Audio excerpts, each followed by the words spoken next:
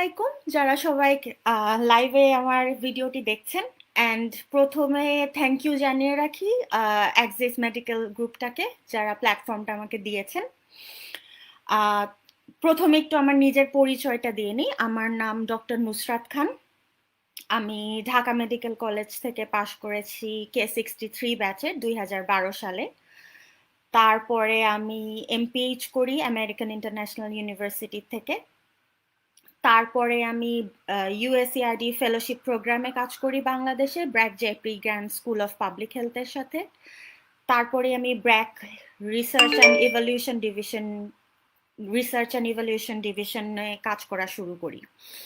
So BRAC research and evaluation আরইডি বলি আমরা। আরইডিতে কাজ করতে করতে আমি কমনওয়েলথ স্কলারশিপের অ্যাপ্লাই করি। সো আমার সেকেন্ড মাস্টার্সের জন্য আমি কমনওয়েলথ স্কলারশিপের সাথে যাই হচ্ছে ইউসিএল, ইউনিভার্সিটি কলেজ লন্ডনে, গ্লোবাল হেলথ অ্যান্ড ডেভেলপমেন্টে পড়তে। So that was my second masters. তারপরে আমি পিএইচডিতে লিড করার কথা ছিল, বাট সেটা না করে আমি কয়েক মাস গ্যাপ দিয়ে নটিংহ্যাম ইউনিভার্সিটিতে পিএইচডি স্টার্ট করি। সেখানে আমি 8-9 মাসের মতো পিএইচডি করি। অ্যাট দ্য সেম টাইম আমার ইউনিভার্সিটি অফ কেমব্রিজে অফার লেটার আসে। এখন আমি ইউনিভার্সিটি অফ কেমব্রিজের সেকেন্ড ইয়ারে পিএইচডি করছি department of public health and primary কেয়ারে। সো এটা হচ্ছে শর্ট ইন্ট্রোডাকশন। অ্যান্ড প্রথমে আমি একটু বলে রাখি যে আমি খুবই চেষ্টা করব পুরো আমাদের কথাগুলো হচ্ছে আমরা বাংলায় বলবো। কিন্তু আমরা যেহেতু পাবলিক হেলথ নিয়ে কথা বলছি, আমাদের অনেক কিছুই হচ্ছে একটু ইংলিশে বলতে হয়, ইংলিশ টার্মিনোলজি ইউজ করতে হয়। সো এক্সকিউজ করবেন ব্যাপারটা। আর আমি আর রিয়াদ মিলে হচ্ছে বেশ কিছু পয়েন্ট ঠিক করেছি যেগুলো আমরা ডিসকাস করব আজকে। পয়েন্টের পরে প্রবাবলি আমরা কথা বলবো প্রায় 1 ঘন্টা। আমি কথা বলবো প্রায় 1 ঘন্টা। অ্যাট দ্য সেম টাইম আপনারা প্লিজ কমেন্ট, আপনাদের যদি কোয়ারি বা কোনো ধরনের অ্যাডভাইস দরকার হয় আপনারা কমেন্ট বক্সে লিখবেন। আর লাস্ট 30 মিনিটস আমি আপনাদের সবার কমেন্টের অ্যান্সার দিব। সো তাহলে আমি শুরু করি। আমার ফার্স্ট পার্ট ছিল হচ্ছে গিয়ে ইন্ট্রোডাকশন অফ মাইন্ড, সেটা মনে হয় আপনারা পেয়ে গেছেন। সো আমি এরপরে কথা বলবো হচ্ছে আমি কেন পাবলিক হেলথ ক্যারিয়ারটা। আচ্ছা, আরেকটা ইম্পর্টেন্ট কথা একটু বলে রাখি এখানে, আমি কোনো স্লাইড প্রেজেন্টেশন করব না। আমি কথা বলতে চাই হচ্ছে ভেরি আর্লি ক্যারিয়ার রিসার্চার বা early career interested people who want to build a career in public health further. So মোটামুটি বলা যায় যে আপনারা ইন্টার্নশিপ থেকেই কিভাবে শুরু করতে পারেন বা কি কি স্কোপ আছে। কারণ আমি ইন্টার্নির সময় আমি থার্ড ইয়ারে থাকতেই ডিসিশন নিই আমি পাবলিক হেলথে ক্যারিয়ার করব। অ্যান্ড আমি ইন্টার্নির সময় আমার এমপিএইচ শুরু করি। সো আমার মোটিভেশনটা ছিল এরকম, আমি খুবই ফোকাসড অ্যান্ড ডিটারমাইন্ড ছিলাম যে আমি পাবলিক হেলথেই ক্যারিয়ার করব। সো আমি টাইম লস করিনি। তো আমি যখন ঢাকা মেডিকেল কলেজে ইন্টার্নশিপ করি, করার সাথে সাথে তখন এখন অনেক ইউনিভার্সিটি আছে, আমাদের ওই সময় বেশ অল্প কয়েকটা ইউনিভার্সিটি ছিল যারা শুক্র এবং শনিবার অফার করতো এমপিএইচ কোর্সটা। সো একটু হেক্টিক ছিল 5 দিন ইন্টার্নি করে, এবং অনেক সময় আমার ফ্রেন্ডরাও সাপোর্ট করেছে ডিউটি এক্সচেঞ্জ করে ফ্রাইডে অ্যান্ড স্যাটারডে। তো আমরা 9 to 5 হচ্ছে গিয়ে আমরা কাজ করতাম, এমপিএইচটা করতাম। সো আমি মোটামুটি ইন্টার্নি শেষ করার 1 মাসের মধ্যেই এমপিএইচ শেষ করি। আর আমার মেজর ছিল হচ্ছে এপিডেমিওলজিতে, এমপিএইচ এর মেজর। এই ব্যাপারটা আমি আরেকটু এক্সপ্লেন করব পরে, কারণ এটা নিয়ে অনেক কনফিউশন আছে কোনটা আপনারা মেজর নিতে চান বা কেন নিবেন, ওই কথাটা আমি পরে আসি, আমি আমারটা বলছি। আর তখনই আমি সাথে সাথে আলহামদুলিল্লাহ আমি সাথে সাথেই USAID public health, USAID fellowship for early career public health researcher, এই প্রোগ্রামটায় অপরচুনিটি পাই। এটা একটা কম্পিটিটিভ প্রোগ্রাম ছিল।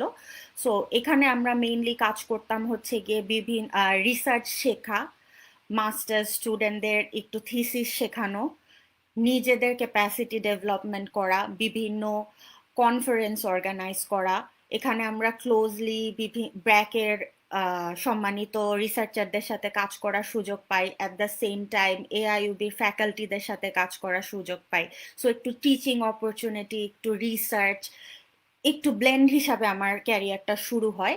অ্যান্ড আমি এটার জন্য খুবই গ্রেটফুল। এই কাজটা করার সময় আসলে আমি বুঝতে পারি যে আমি কি করতে চাচ্ছি। পাবলিক হেলথ নিয়ে আমি এক্সপেক্ট করছি এখানে সবাই medical student. So public health নিয়ে আমাদের আসলে ধারণাটা শুরু হয় থার্ড ইয়ারে, যেটা হচ্ছে কমিউনিটি মেডিসিন। আমরা পাবলিক হেলথ বলতে কমিউনিটি মেডিসিন বুঝাই। পাবলিক হেলথ ক্যারিয়ার শুরু করার আগে সবার মধ্যে একটা কনফিউশন থাকে পাবলিক হেলথের ডেফিনেশনটা। এইটা আমি বলতে পারি আপনাদের, আমার এই 7-8 বছরের ক্যারিয়ারে আমাকে জীবনে কেউ কোনোদিন পাবলিক হেলথের ডেফিনেশন বা কোনো ধরনের লং ডেফিনেশন জিজ্ঞেস করেনি। সো এই জিনিসটার কোনো প্রয়োজন নেই। সো এখন পাবলিক হেলথ ব্যাপারটা হয়ে গেছে, আপনারা লক্ষ্য করবেন যারা ইন্টারেস্টেড আছেন, ইটস আ হিউজ ব্রাঞ্চ। অনেক ধরনের স্কোপ আছে এখানে কাজ করার। দেয়ার আর, I would say, hundreds of areas of research or health system work আপনারা করতে পারেন। সো আমার কাছে ব্রডলি, অ্যান্ড আমি আবার একটু অ্যাপোলজি নিয়ে নিচ্ছি যে আমি আমার ক্যারিয়ার সম্পর্কে বলবো। এক একজনের ক্যারিয়ার এক এক রকম হয়, অনেকের ইন্টেনশনস ওর ফোকাস ডিফারেন্ট হয়। আমি আমারটা নিয়ে বলবো এবং আমার যতটুকু নলেজ আছে, ডেফিনেটলি এর চেয়ে অনেকে অনেক বেশি জানেন বা আমাকে জানতে হেল্প করতে পারেন, বাট আমি আমার ক্যারিয়ারটা বলছি। সো পাবলিক হেলথে এটা অবশ্যই ঠিক যে একটা এমপিএইচ ডিগ্রি প্রথমে লাগে, যেটা আমাদের বেসিস অফ পাবলিক হেলথ শেখায় বা স্কোপগুলো বোঝায়, which is very very far away from community medicine. So public health এর বিভিন্ন কোর্স মডিউলস আপনারা BRAC JPG, north south, AIUB, south West, so many universities আর অফারিং। তো সেখানে আমরা আমাদের মেডিকেল স্টাডিজের বাইরের থেকে, মেডিকেল স্টাডিজ স্কোপের বাইরের থেকে এসে অনেক এরিয়া সম্পর্কে জানতে পারি। For example health economics, health system, biostatistics, epidemiology, এইসব জিনিসগুলো আমরা জানতে পারি। সো এইটা একটা সময় আপনারা ডিসাইড করতে পারেন বা মোটামুটি চিন্তা করতে পারেন আমি এই জিনিসটা পছন্দ করছি। যেমন আমি পছন্দ করতাম নন কমিউনিকেবল ডিজিজ, আমি পছন্দ করতাম হেলথ সিস্টেমস, অনেকে বায়োস্ট্যাটিস্টিক্স পছন্দ করতে পারেন, অনেকে ইনফেকশাস ডিজিজ পছন্দ করতে পারেন। সো তারপরে ক্যারিয়ারটা আসলে কোথায় যায়, টু বি অনেস্ট এটা বাংলাদেশের পার্সপেক্টিভ থেকে আমি শুরু করেছি। স্কোপটা যে অনেক ব্রড সেটা আমি বলবো না, কারণ যেটা হয়, যেহেতু জব অপরচুনিটিজ কথা আমরা জব অপরচুনিটিসে যাব, জব অপরচুনিটিসের কথা যখন চলে আসে, তো আমাদের দেশে বিভিন্ন আইএনজিও, এনজিও, রিসার্চ অর্গানাইজেশন আছে, নাম্বারটা হয়তো বিদেশের মতো এত বেশি না। সো আপনি যখন কোনো রিসার্চ অর্গানাইজেশনে ঢুকেন, ICDDRB, save the children, BRAC, এখানে আমি ব্র্যাক নিয়ে বেশি বলবো যেহেতু আমি কাজ এখানে বেশি করেছি। সো এগুলোর প্ল্যাটফর্ম দুইটা কাজ করে, একটা হচ্ছে হেলথ প্রোগ্রাম, একটা হচ্ছে রিসার্চ। সো আপনার ডিসাইড করতে হবে আপনি হেলথ প্রোগ্রামসে যেতে চান না আপনি হেলথ রিসার্চে যেতে চান। আমি যখন ক্যারিয়ার শুরু করি আমি হেলথ প্রোগ্রামস অ্যান্ড রিসার্চ একদমই বুঝতাম না। আর এখানে আরেকটা জিনিস বলে রাখা ভালো, আমার আসলে কোনো ক্যারিয়ার মেন্টর ছিল না। আমি একটু ইন্ট্রোভার্ট পার্সন, আমি আমার নিজের ক্যারিয়ার ডিসিশনস নিতে পছন্দ করি। আমার সবকিছু গুগল করে শেখা, আমার টিচারদের কাছে একটু একটু করে শেখা, বিভিন্ন রিসার্চারদের প্রোফাইল পড়ে শেখা।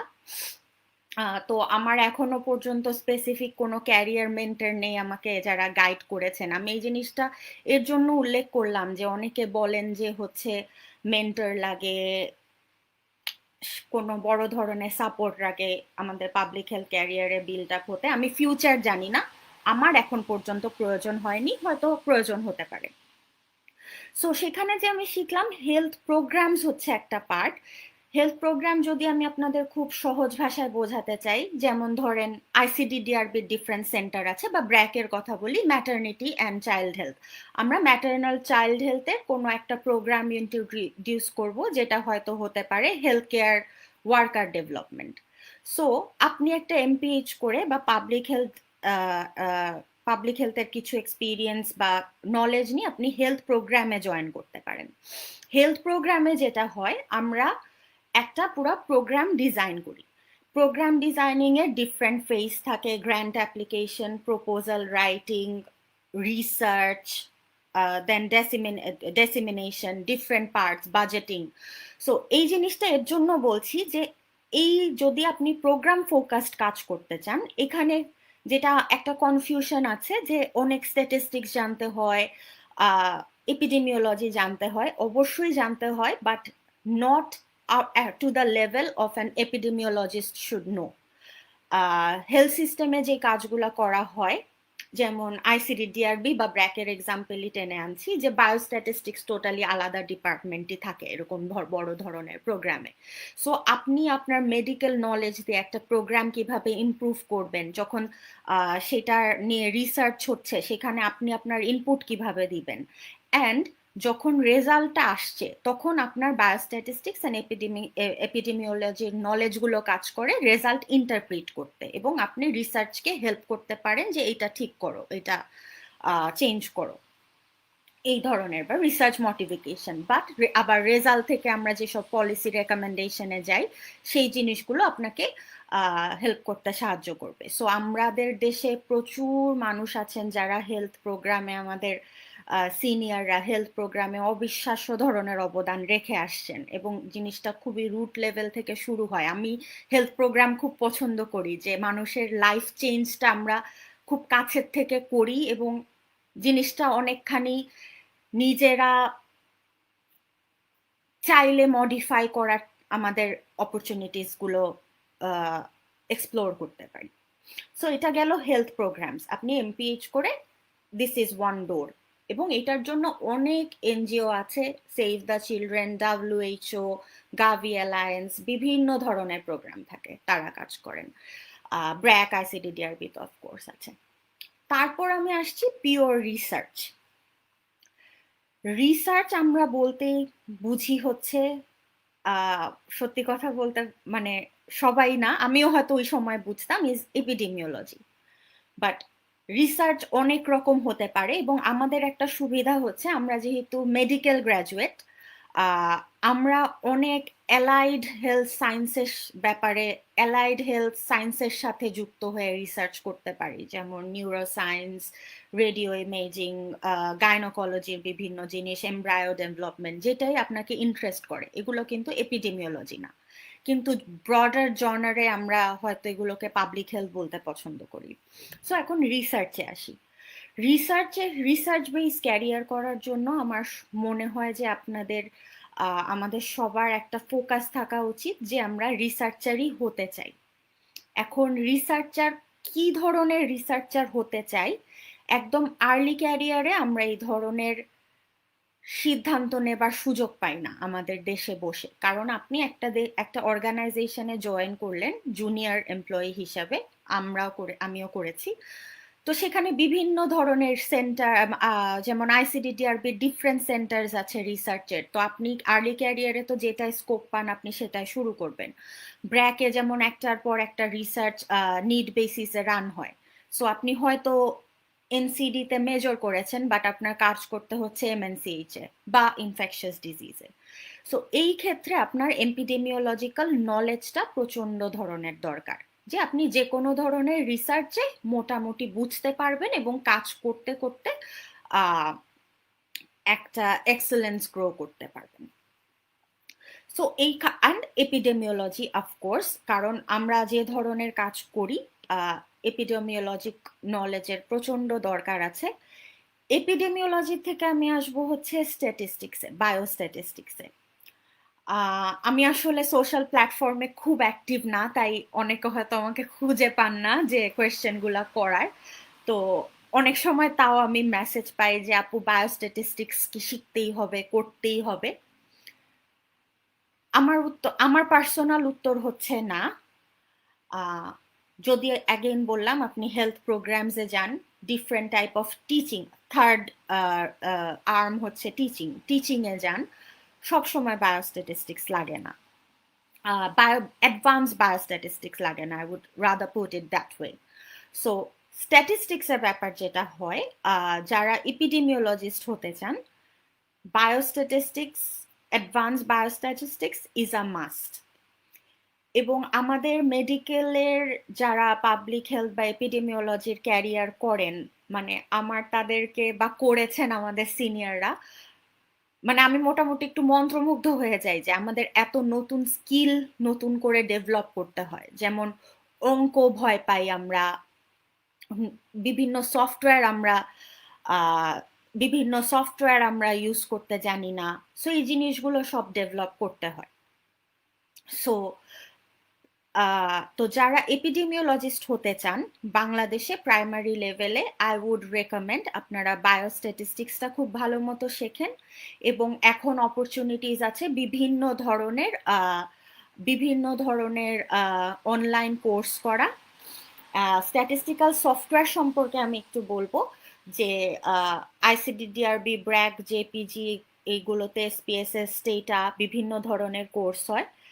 আর আমি নিজে পার্সোনালি এসপিএসএস এবং স্টেটা ইউজ করি, অ্যান্ড আর গ্রাফিক্সের জন্য আমি ইউজ করি। আর যারা একদমই শুরু করছেন রিসার্চ বা বায়োস্ট্যাটিস্টিক্সে ইন্টারেস্টেড, আমি রেকমেন্ড করব হচ্ছে আর, কারণ গ্লোবাল অ্যাসপেক্টে আর এর এখন সবাই মোটামুটি আর এ কাজ করে। এই সফটওয়্যারটার বেশ কিছু বেনিফিট আছে, এটা আপনারা গুগল করে নিতে পারেন বা পরের একটা সেশনে আমি বলবো। এক সেকেন্ড আমি দেখে নিই এর পরের টপিকটা কি আমার আলোচনা করার। আচ্ছা, সো আমি ক্যারিয়ার পাথওয়ে নিয়ে কথা বললাম। হেলথ সিস্টেম ওয়াইজ ক্যারিয়ার বা program base career, research base career and teaching. তারপর হচ্ছে আমরা কথা বলবো prospects of Bangladeshi MPH and getting a PhD abroad. এইখানে আমি একটু মিক্স ফিলিংস নিয়েই কথা বলবো, কারণ আমি কাউকে ডিমিন করতে চাই না, বাট আমাদের অনেকে এই প্ল্যাটফর্মে এসেছেন এবং আপনারা লক্ষ্য করে থাকবেন বেশিরভাগেরই আমাদের একটা বাইরের মাস্টার্সের ডিগ্রি আছে।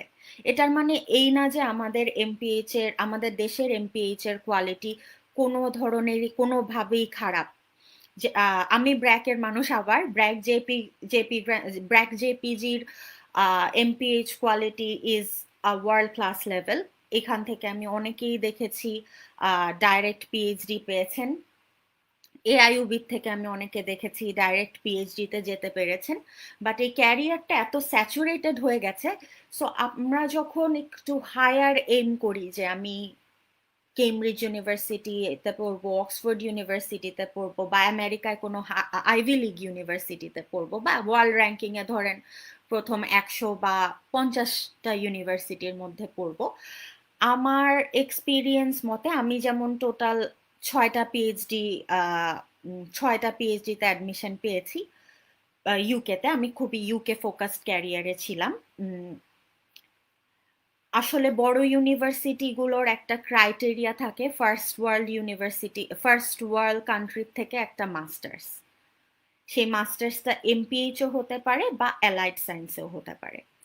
আমার মাস্টার্স ছিল হচ্ছে ইউসিএল থেকে, যেটা ওয়ার্ল্ড র্যাঙ্কিংয়ে তখনকার সময়ে 7, এখন সম্ভবত 8, এবং সেখানে আমি পড়ি গ্লোবাল হেলথ অ্যান্ড ডেভেলপমেন্টে। এখানে আমি যেহেতু রিসার্চটা অনেকখানি এআইইউবিতে শেখার সুযোগ হয়েছিল, এবং ব্র্যাকে কাজ করতে করতে আমি হেলথ প্রোগ্রাম অ্যান্ড রিসার্চের সাথে অনেক ক্লোজলি কাজ করি এবং শিখি। আমি এই প্রোগ্রামটা চুজ করেছিলাম যে হচ্ছে আমি হেলথ সিস্টেম অ্যান্ড পলিসি সম্পর্কে অনেক জানতে চাচ্ছিলাম, শিখতে চাচ্ছিলাম। এবং এক্সকিউজ মি, এবং আমি একটু কোয়ালিটেটিভ রিসার্চও এক্সপ্লোর করতে যাচ্ছিলাম। সো আমি যখন পিএইচডিতে মানে অ্যাজ আই টোল্ড বিফোর, আমি খুব ফোকাস ছিলাম, আমি জানতাম আমি কি করতে চাই এবং I was preparing my self. So আমি সব ধরনের বলবো না, যতখানি সম্ভব ছিল রিসার্চ একটু শেখা বা এক্সপ্লোর করার চেষ্টা করেছি। So quantitative research, qualitative research, systematic reviews বা কি বলে কোয়ালিটেটিভ, কোয়ান্টিটেটিভ, সিস্টেম্যাটিক রিভিউজ, হ্যাঁ এরকম বিভিন্ন ধরনের রিসার্চের হেলথ ইকোনমিক ডেটা অ্যানালাইসিস কিভাবে করতে হয়। সো এই ধরনের বিভিন্ন জিনিস আমি শিখি আমার 2টা মাস্টার্সে, এবং এর জন্য আমার 2টা মাস্টার্সের মডিউল এবং কোর্স চয়েস টোটালি ডিফারেন্ট ছিল, যাতে আমি শিখে বুঝতে পারি কোনটা আমার জন্য বা কোনটা আমি করতে পারবো বলে আমি মনে করি। এখন হচ্ছে prospects of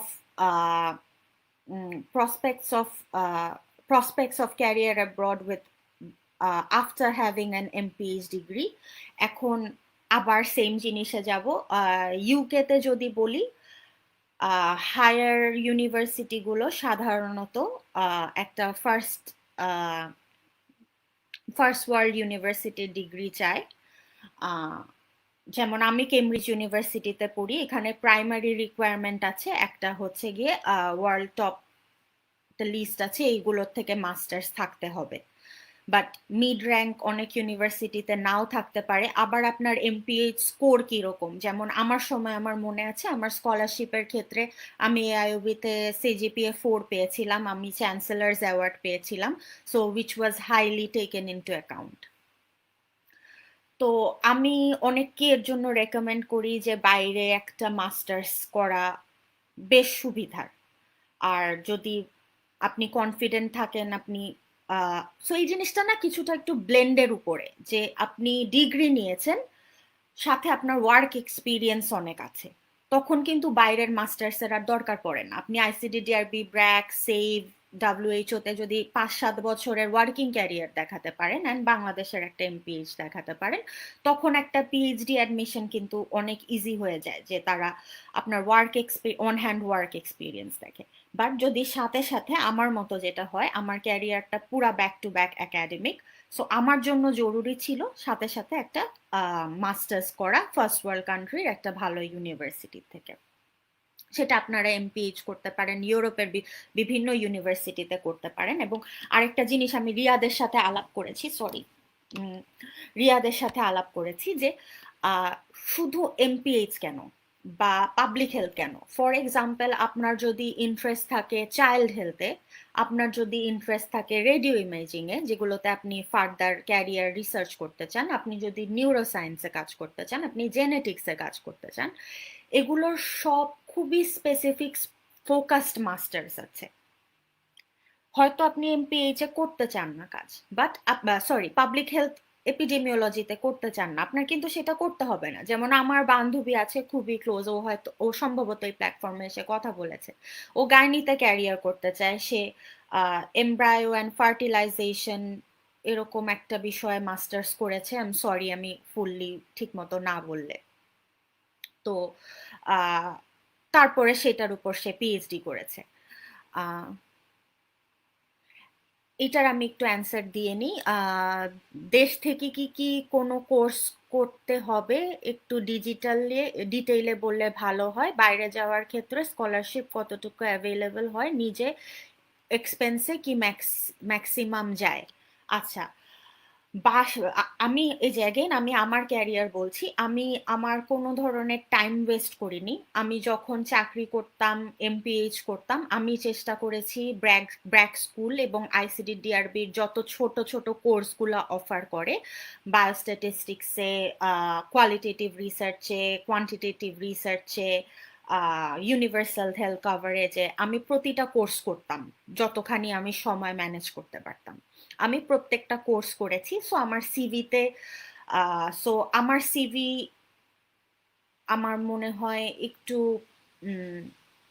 এনরিচ ছিল এই কারণে যে আমার বেশ কিছু শর্ট কোর্স করা ছিল, আমার ব্র্যাকের মতো একটা অর্গানাইজেশনে এক্সপিরিয়েন্স ছিল এবং আমার মাস্টার্স করা ছিল। সো সেই সুযোগগুলো সবকিছু কম্বাইন্ড করে আমি কমনওয়েলথ স্কলারশিপটা পাই। আমাকে ওখানে অনেক প্রশ্ন করা হয়, বোর্ড করা হয়, অনেক ইভ্যালুয়েশন করা হয়। সো কিন্তু আমি অনেককে দেখেছি যে এই কাজগুলো ছাড়া এই জিনিসগুলো ছাড়াও তারা স্কোপ পেয়েছে। জাস্ট একটা এমপিএইচ এর পরে একাডেমিক ব্যাকগ্রাউন্ড বা কমনওয়েলথে আপনারা জানেন আমাদের পুরো লাইফের একাডেমিক ব্যাকগ্রাউন্ড প্রফের রেজাল্ট পর্যন্ত দেখাতে হয়। তো আমি দেখেছি যে এরকম ক্যারিয়ার এক্সপিরিয়েন্স ছাড়াও কমনওয়েলথ পেয়েছে বিভিন্ন সাবজেক্টে।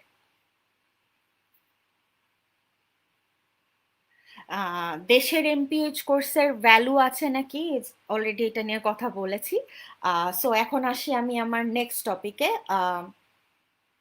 how to prepare for applications in UK university, job experience and analytical skills.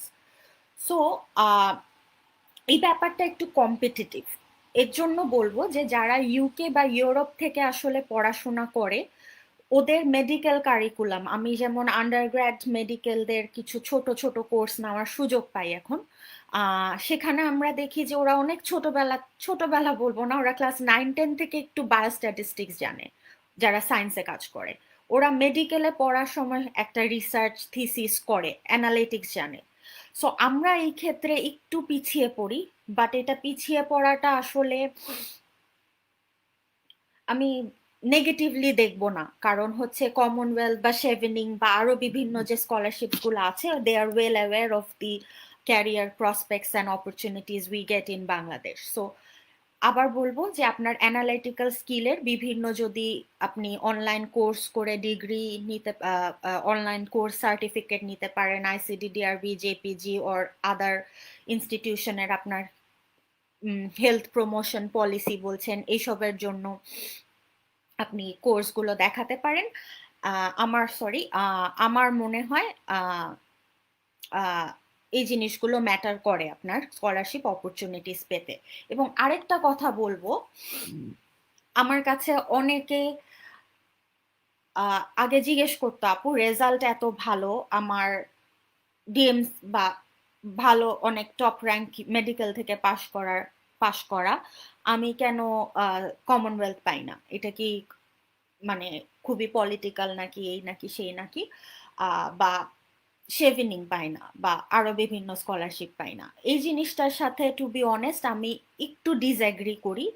কারণ আপনার স্কলারশিপ গুলোতে আমরা যে এসওপি লিখি বা আমরা যেভাবে বোর্ডকে ফেস করি, এখানে খুব স্ট্রংলি আপনার নিজেকে প্রেজেন্ট করতে হয় আপনি এই career focused. And not to demean anyone, অনেকেই জাস্ট এমপিএইচ করে বিদেশে এসে সেটেল হতে চান এবং অন্য ক্যারিয়ারে চলে যান। তো ওইখানে যে মানুষগুলো বসে আছে তারা আপনার আমার সবার চেয়ে অনেক বেশি নলেজেবল। সো ওনারা ওই ডেডিকেশনটা দেখতে চান যে আপনি সেম ক্যারিয়ারে আছেন, সেম ফোকাসে আছেন। এর জন্য বাংলাদেশি স্টুডেন্টদের জন্য আমি বললাম, যেহেতু আমরা আমাদের আন্ডারগ্র্যাডে এই টপিকগুলো পড়ি না, সো আপনি যদি মেডিকেল পাশ করার পরে এমপিএইচ করার সাথে সাথে 2-5টা কোর্স করতে পারেন, দেখাতে পারেন, সেগুলো আমাদের বোর্ডগুলোকে কনভিন্স করতে অনেক অনেক সাহায্য করে। স্পেশালি আপনার এসওপি, আপনারা জানেন স্টেটমেন্ট অফ পারপাস লিখতে হয় যে কোনো মাস্টার্স বা পিএইচডির জন্য, এগুলোকে অনেক এনরিচ করে ইন আ সেন্স যে you are very very focused on this topic. Enrich our self বললাম। অ্যান্ড এখন সুবিধা হচ্ছে যে সব কোর্স অনলাইন হয়ে গেছে এবং বাংলাদেশে আমার জানা মতে অনেক কোর্স তো অবশ্যই হচ্ছে ফ্রি আছে, এবং এখন যেহেতু আমরা ক্রেডিট কার্ড, ডেবিট কার্ড ফ্যাসিলিটিগুলো আছে যেগুলো ইনফ্যাক্ট আমার সময় আমি পাইনি, আপনারা অনলাইন বিভিন্ন কোর্স করে নিজেকে ডেভেলপ করতে পারেন। So that is an additional thing আপনারা করতে পারেন। তারপরে হচ্ছে ইউকেতে ইউনিভার্সিটি অ্যাডমিশনের জন্য আইএলটিএস এর দরকার পড়ে। এখন আইএলটিএস এর ব্যাপারে আমি বলবো, এখানে আপনি কোন সবার আগে হচ্ছে আপনার তো নিজের একটা গোল থাকবে, আমি এই ইউনিভার্সিটি বা এই 5টা ইউনিভার্সিটিতে পড়তে চাই, এখানে আমার সাবজেক্ট গুলো আছে, এই ফ্যাকাল্টি গুলো আপনারা খুঁজে দেখবেন যে এই ফ্যাকাল্টির প্রোফাইল আমি পড়তে চাই। যেমন গতকালকে আমাকে একজন বলছিল আপু আমি অমর্ত্য সেনের ক্লাস করতে চাই। তাহলে ওনার খুঁজে বের করতে হবে অমর্ত্য সেন কোথায় ক্লাস নেন এবং কোন কোর্স নেন। তো সরি, এটা একটু মজা করে বললাম। আহ, তো আপনার কোন কোন ফ্যাকাল্টি পছন্দ সেগুলো দেখতে হবে, ইউনিভার্সিটি র্যাঙ্কিং একটু দেখতে হবে, আপনি কি করতে চান। আপনার ইউনিভার্সিটি এন্ডোমেন্ট বলে একটা জিনিস, আপনার এটা এখন এক্সপ্লেন না করি, যে এটা হচ্ছে ইউনিভার্সিটির কত রিসার্চ গ্র্যান্ট আছে, এটা হেল্প করে হচ্ছে ফার্দার পিএইচডির জন্য, সেখানে আমি পরে আসছি। তো আইএলটিএস এর জন্য আমি বলবো অফকোর্স দেশে বিভিন্ন কোর্স আছে, সাইফুডস অ্যান্ড এভরিথিং। আমি পার্সোনালি কোনো কোর্স করিনি, আমি আইএলটিএস এর যে বইগুলো আছে সেই বইগুলো সব সলভ করেছি এবং রেকর্ডিংগুলি করেছি। রেকর্ডিংগুলো পড়ে আমি আইএলটিএস নিজের থেকে দিয়েছি। আমার স্কোর ছিল 8.5, কিন্তু আমি কোনো কোর্স করিনি এবং আমার প্রিপারেশনে মোটামুটি 15 days লেগেছে। বাট যাদের দরকার অবশ্যই আপনারা আইএলটিএস কোর্সগুলো করে তারপর আইএলটিএস অ্যাপ্লাই করবেন, আইএলটিএস পরীক্ষাটা দিবেন। এখন আইএলটিএস স্কোরের ব্যাপারে, আইএলটিএস স্কোর মোটামুটি অনেক যখন আপনারা ইউনিভার্সিটি সিলেক্ট করবেন, বিভিন্ন ইউনিভার্সিটির হচ্ছে গিয়ে একটা করে ডেফিনেটলি রিকোয়ারমেন্টস থাকে। এক এক ইউনিভার্সিটির হচ্ছে আইএলটিএস রিকোয়ারমেন্টস ডিফারেন্ট। যেমন আমি নটিংহাম ইউনিভার্সিটিতে যখন পড়ি ওটার রিকোয়ারমেন্ট ছিল 7, ইউসিএল এ ছিল 7, কেমব্রিজ ইউনিভার্সিটিতে 7.5 ইন অল ব্যান্ডস। সো ওইটা আপনার দেখে নিতে হবে যে আপনি কোন ইউনিভার্সিটি টার্গেট করছেন এবং আইএলটিএসটা কতখানি, কত স্কোর আপনার দরকার। সেকেন্ড জিনিস হচ্ছে এসওপি, স্টেটমেন্ট অফ পারপাস। যে কোনো অ্যাডমিশনের জন্য একটা এসওপি লিখতে হয়, সেটা হচ্ছে মেইনলি এসওপি গুগল করলে আপনারা বিভিন্ন ধরনের public health, SOP for public health admissions or epidemiology, এগুলো সার্চ করলেই বিভিন্ন ধরনের ফরম্যাট পাবেন। আমার এসওপি পার্সোনালি আমার পুরোপুরি নিজের লেখা, কারণ আমি যা যা কাজ করেছি বা যা যা বলেছি মোটামুটি এভাবে করেই লিখতে হয়। এবং অ্যাগেইন যখন আপনি আপনার কোর্স অ্যান্ড গোলস গুলো লিখবেন এবং পেছনের কাজের সাথে অ্যালাইন করবেন, এসওপি হচ্ছে আপনাকে স্ট্রং করা যে আমি এই স্কিলস গুলা জানি এবং I am very much focused. So এই মাস্টার্সটা বা পিএইচডিটা আমি করলে আমার প্রিভিয়াস সব কিছুর সাথে অ্যালাইন করে, and it would enhance my academic qualification, or this is something I want to do.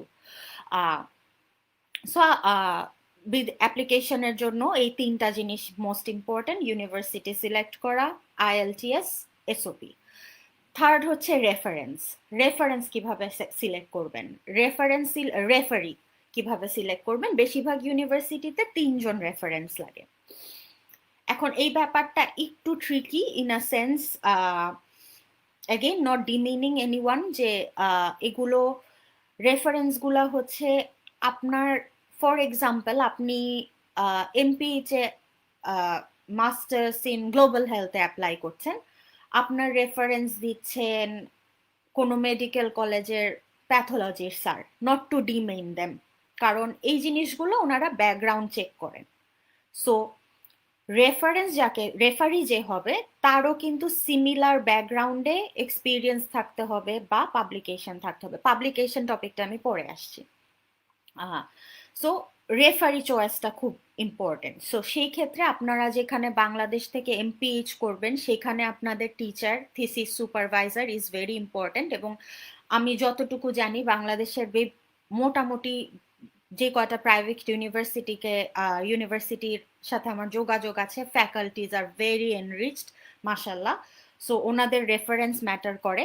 তারপর আপনি যদি পাবলিক হেলথে ক্যারিয়ার করতে অলরেডি কাজ করতে থাকেন বিভিন্ন এনজিও, আইএনজিওতে, সো সেইখানে আপনার বসের রেফারেন্স ম্যাটার করবে। বাট টু বি অনেস্ট, অনেক সময়ই আমাদের ক্লিনিক্যাল স্যাররা যারা আছেন, উইথ ডিউ রেসপেক্ট, যদি ওনারা রিসার্চে ইনভলভ না থাকেন, এগুলোর ব্যাকগ্রাউন্ড চেকের জন্য অনেক সময় হচ্ছে গিয়ে রেফারেন্স দিতে হয়, যেটা আমার ক্ষেত্রে একবার হয়েছে। আমার রেফারির ব্যাকগ্রাউন্ড চেক হয়েছে, এটা আমার কেমব্রিজ ইউনিভার্সিটিতেই হয়েছে, যে ওনার এনাফ রিসার্চ বা পাবলিকেশন ওরা খুঁজে পায়নি, so get another referee. So এই 3টা রেফারেন্স লাগে। সো এটা আপনার মাথায় সবসময় চিন্তা রাখতে হবে যে আপনি এমপিএইচ এর সময় কোন ফ্যাকাল্টির সাথে আপনি কাজ করবেন, আপনার থিসিস করবেন, ওনার ক্যারিয়ার বা ওনার কোন কাজগুলো আপনার মুগ্ধ করে। অ্যান্ড আরেকটা জিনিস রেফারেন্সের সময় আসলে এনশিওর করতে হয়, এটা আমার জন্য একটু ডিফিকাল্ট ছিল, যে আমাদের দেশে একটা সবাই ব্যস্ত, সো ওই ইমেইল গুলা চেক করা হয় না। আমার মনে আছে আমি কনস্ট্যান্টলি স্যারদের হচ্ছে গিয়ে ফোন করতাম, মেসেজ করতাম, স্যার একটু ইমেইলটা চেক করেন, একটু ইমেইলটা চেক করেন, আমার রেফারেন্সের জন্য আসতে পারে। সো এই জিনিসগুলো মাথায় রাখতে হবে। সো এর জন্য আমরা মোটামুটি আমি বলবো যে আপনি একটা মাস্টার্স কোর্সে অ্যাপ্লাই করবেন যদি নেক্সট ইয়ারে অ্যাপ্লাই করেন, 1 বছর আগের থেকে প্রিপারেশন, মিনিমাম 1 বছর আগের থেকে প্রিপারেশন নিতে হবে। 1 বছর আগের থেকে বলা আমার মানে হচ্ছে ইউজুয়ালি কোর্সগুলো ইউকেতে শুরু হয় সেপ্টেম্বর মাসে, অ্যাডমিশনগুলো ওপেন হয় আগের বছরের নভেম্বর ডিসেম্বরে। সো আপনি গত বছর মানে ধরেন আপনি যদি আগামী বছরে সেপ্টেম্বরে আসতে চান, এই বছরের জুন জুলাই থেকেই আপনার এই প্রতিটা স্টেপগুলো মোটামুটি এনশিওর করতে হবে, যাতে আপনি ডিসেম্বরে বা নভেম্বরে বা জানুয়ারিতে যখন অ্যাপ্লিকেশন করবেন আপনার রিকোয়ারমেন্টসগুলো ফুলফিল থাকে। অ্যান্ড এখন নেক্সট আমার টপিক হচ্ছে, দেখি, sorry, importance of an MSc from a first world country. এটা নিয়ে একটু কথা বলেছি, আবার একটু বলছি। Importance of a MSc from a first world country is most cases এখনকার যুগে আরো, কারণ এখন অনেক মানুষ পাবলিক হেলথে আসছেন, বেশ একটু জরুরি হয়ে পড়ে। স্পেশালি কারণ মাস্টার্স করার পরে আমরা ইউজুয়ালি চাই একটা পিএইচডি করতে। সো সেখানে একটা ফার্স্ট ওয়ার্ল্ড কান্ট্রির মাস্টার্স থাকলে খুবই সুবিধা আছে। এবং আমি বলতে পারি আপনাকে আমার এক্সপিরিয়েন্স থেকে, কেমব্রিজ, অক্সফোর্ড, ইউসিএল, এই প্রতিটা ইউনিভার্সিটি এবং মেনি আদার্স প্রত্যেকটার একটা রিকোয়ারমেন্টই থাকে যে ফার্স্ট ওয়ার্ল্ড কান্ট্রির মাস্টার্স লাগবে। সো সেটা আপনি আপনাদের ইউনিভার্সিটি থেকে রিকোয়ারমেন্ট থেকে দেখে নেবেন। Getting a PhD and went to apply. এখন এখানে একটা খুবই গুড নিউজ আছে, যেহেতু আমি ইউকে বেস ক্যারিয়ার বলছি। যেহেতু আপনারা ধরেন আপনি ইউকের কোনো ইউনিভার্সিটি থেকে মাস্টার্স করলেন, সেখানে এখন ইউকে গভর্নমেন্টের, যেটা আমাদের সময় ছিল না, রুলস হচ্ছে পোস্ট স্টাডি ওয়ার্ক ভিসা। মানে আপনি একটা মাস্টার্স করে আপনি 2 বছর এই দেশে থাকতে পারবেন জব খোঁজার জন্য, যেটা আগে মাত্র 4 মাস ছিল। সো এই 2 বছর আপনাকে অনেক অপরচুনিটিস দেয়।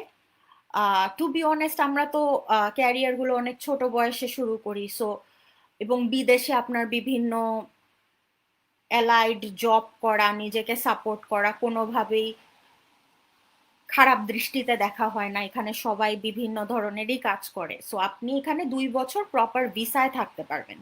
প্রপার ভিসা থাকার সুবিধাটা হচ্ছে, আমি এখন বলি, আমি একটা এক্সাম্পলই দিই, যেমন হচ্ছে তাসদিক হাসান দ্বীপ, আপনারা অনেকেই চিনবেন, ওইখানে কথা বলছে, বিভিন্ন প্ল্যাটফর্মে কথা বলে, আমার খুব ক্লোজ বন্ধু।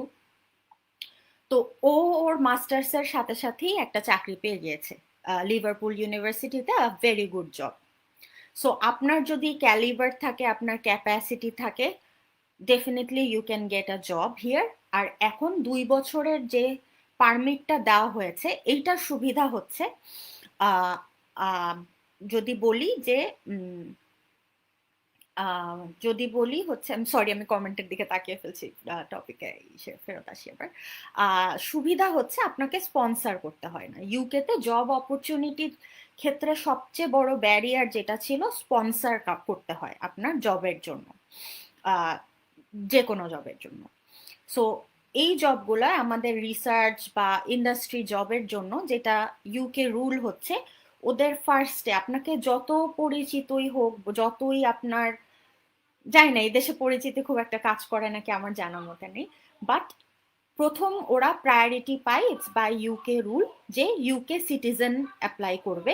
যদি ইউকে সিটিজেন কেউ এই পোস্টার জন্য না পাওয়া যায়, তখন ওইটা ওপেন হয়ে যায় for world or Europe or for anyone, depend করে। সো আপনি যখন আপনি 2 বছর ওয়ার্ক ভিসা পেয়ে যাচ্ছেন, তখন আপনার এই রুলটা আর অ্যাপ্লাই করবে না। So this is very lucky. So আপনি আপনার ট্যালেন্ট বেসিসে কোনো স্পন্সর ছাড়াই, স্পন্সর ভিসা ছাড়াই আপনি জব পেতে পারেন। And now about PhD. Sorry, আমি অ্যান্সার পরে দিচ্ছি সবকিছুর। নাও অ্যাবাউট পিএইচডি, এটা ডিপেন্ড করে আপনি আপনার মাস্টার্স করার পরে কি কাজ করতে চান। যেহেতু রুলটা এখনো অ্যাপ্লাই হয়নি, এটা গত মার্চে ডিক্লারেশন দেওয়া হয়েছে ব্রেক্সিটের সময়, আর তারপর তো করোনা প্যান্ডেমিক চলছে। সো প্রপার খুব বড় ধরনের এক্সপ্লেনেশন এখনো ইউকেভিআই বলেনি। তো job opportunities are there, but easier বলবো না, আরেকটা পাথওয়ে হচ্ছে পিএইচডি তে অ্যাপ্লাই করা। এক্ষেত্রে অনেক সময় হচ্ছে আপনার মাস্টার সুপারভাইজার হেল্প করতে পারেন, যদি আপনার আপনার কি বলবো, আপনার পারফরমেন্স অনেক ভালো হয়, আপনি প্রি ইকুইপ থাকেন উইথ এনাফ নলেজ। এর জন্য আমি বারবার করে অনলাইন কোর্সগুলোর কথা বলছি, বাংলাদেশে থাকার অবস্থায় করায়। অ্যান্ড আপনার পিএইচডি সুপারভাইজারের কাছে যদি ফান্ডিং থাকে, যেমন আমার মাস্টার সুপারভাইজারের কাছে ফান্ডিং ছিলেন এবং উনি আমার কাজ নিয়ে খুশি ছিলেন এবং উনি নিজের প্রজেক্ট ফান্ড থেকে আমাকে পিএইচডি অফার করেছিলেন। সো আমার কোনো স্কলারশিপ অ্যাপ্লাই করতে হয়নি, বাট ফর সার্কামস্টেন্সেস আমার দেশে ব্যাক করতে হয়েছে, আমি পিএইচডি অফারটা নেইনি। তো এটা হচ্ছে পিএইচডির অ্যাপ্লিকেশন গেল। এখন বাংলাদেশ থেকে PhD opportunities and funding opportunities কি? This is very very lucky for our generation now. আমার মনে হয় বাংলাদেশে এখন বিভিন্ন ফান্ডিং বডি জেনারেট হচ্ছে। অ্যান্ড এখানে আমি একটা কথা বলবো, Bangabandhu fellowship, prime minister's fellowship, একটা জিনিস আমি লক্ষ্য করেছি বিদেশে থেকে। আমি ইউকেতে থাকি 5-6 বছর হয়ে গেছে, আমি ছোটবেলায় এখানে ছিলাম। এটা একটু আমি অন্য একটা সেন্সে কথা বলতে চাই। আমি এখানে ফিল করেছি যে বেশিরভাগ দেশের, মালয়েশিয়া, চায়না, ইন্ডিয়া, সব দেশের স্টুডেন্টরা যখন নিজের দেশের ফান্ড নিয়ে আসে, প্রচন্ড গর্ব নিয়ে আসে, প্রচন্ড গর্ব নিয়ে থাকে তারা। আর আমরা কেন জানি মনে করি নিজের দেশের ফান্ডিং এ আসবো, কমনওয়েলথ না বা গেটস কেমব্রিজ বা এইসব ফান্ড না। আমি ঠিক এই ব্যাপারটা আসলে ধরতে পারি না, কারণ আমি সব স্টুডেন্টদেরই, বিদেশি স্টুডেন্টদেরই দেখেছি যে নিজের দেশের ওই কম্পিটিটিভ ব্যাপারটার থেকে আসা, আসলে নিজের দেশের ক্রিম আসা এখানে। ওরা এটা খুবই গর্বের সাথে নিজের গভর্নমেন্টকে রিপ্রেজেন্ট করে। সো এই ক্ষেত্রে আমি বলবো বঙ্গবন্ধু ফেলোশিপ আছে, এই ফেলোশিপটা আমি পেয়েছিলাম, আমি কন্টিনিউ করিনি কারণ আমি অন্য স্কলারশিপ পেয়ে যাই। সো বঙ্গবন্ধু ফেলোশিপের একটা সুবিধা হচ্ছে এখানে কোটা বলে নাকি কথাটা, আমি not sure, this is, please আমাকে মিসকোট করেন না এই ব্যাপারটা। ওখানে প্রপার ডিভাইডেশন নেই যে এত পার্সেন্ট গভর্নমেন্ট এমপ্লয়ি, এত পার্সেন্ট এরা, ওর আপনার রিসার্চটা বাংলাদেশ ফোকাসডই হতে পারে। ওখানে একটা বড় কমিটি আছে, আপনি রিসার্চ প্রপোজাল জমা দিবেন, ইন্টারভিউ দিবেন, অ্যান্ড দে উইল ইভ্যালুয়েট।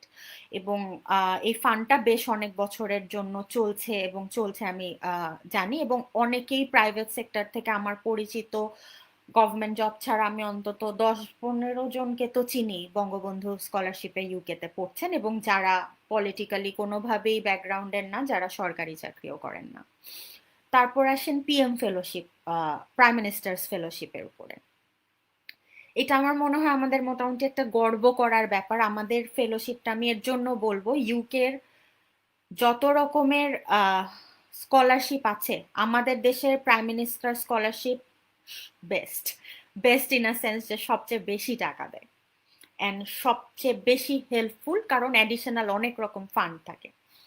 এখন এইটার মধ্যে 10% কোটা আছে প্রাইভেট স্টুডেন্টদের জন্য, বাট এখানে একটা রিকোয়ারমেন্ট আছে যে আপনার জব এক্সপিরিয়েন্স থাকতে হবে এবং ওই জব আপনার অর্গানাইজেশন আপনাকে ফান্ড কি বলে ওটাকে এনওসি দিতে হবে যে they are taking the responsibility. Sorry আমি বারবার নাক নাক পরিষ্কার করছি করোনা টাইমেও, কিন্তু আমার হাত স্যানিটাইজ করা, just to let you no.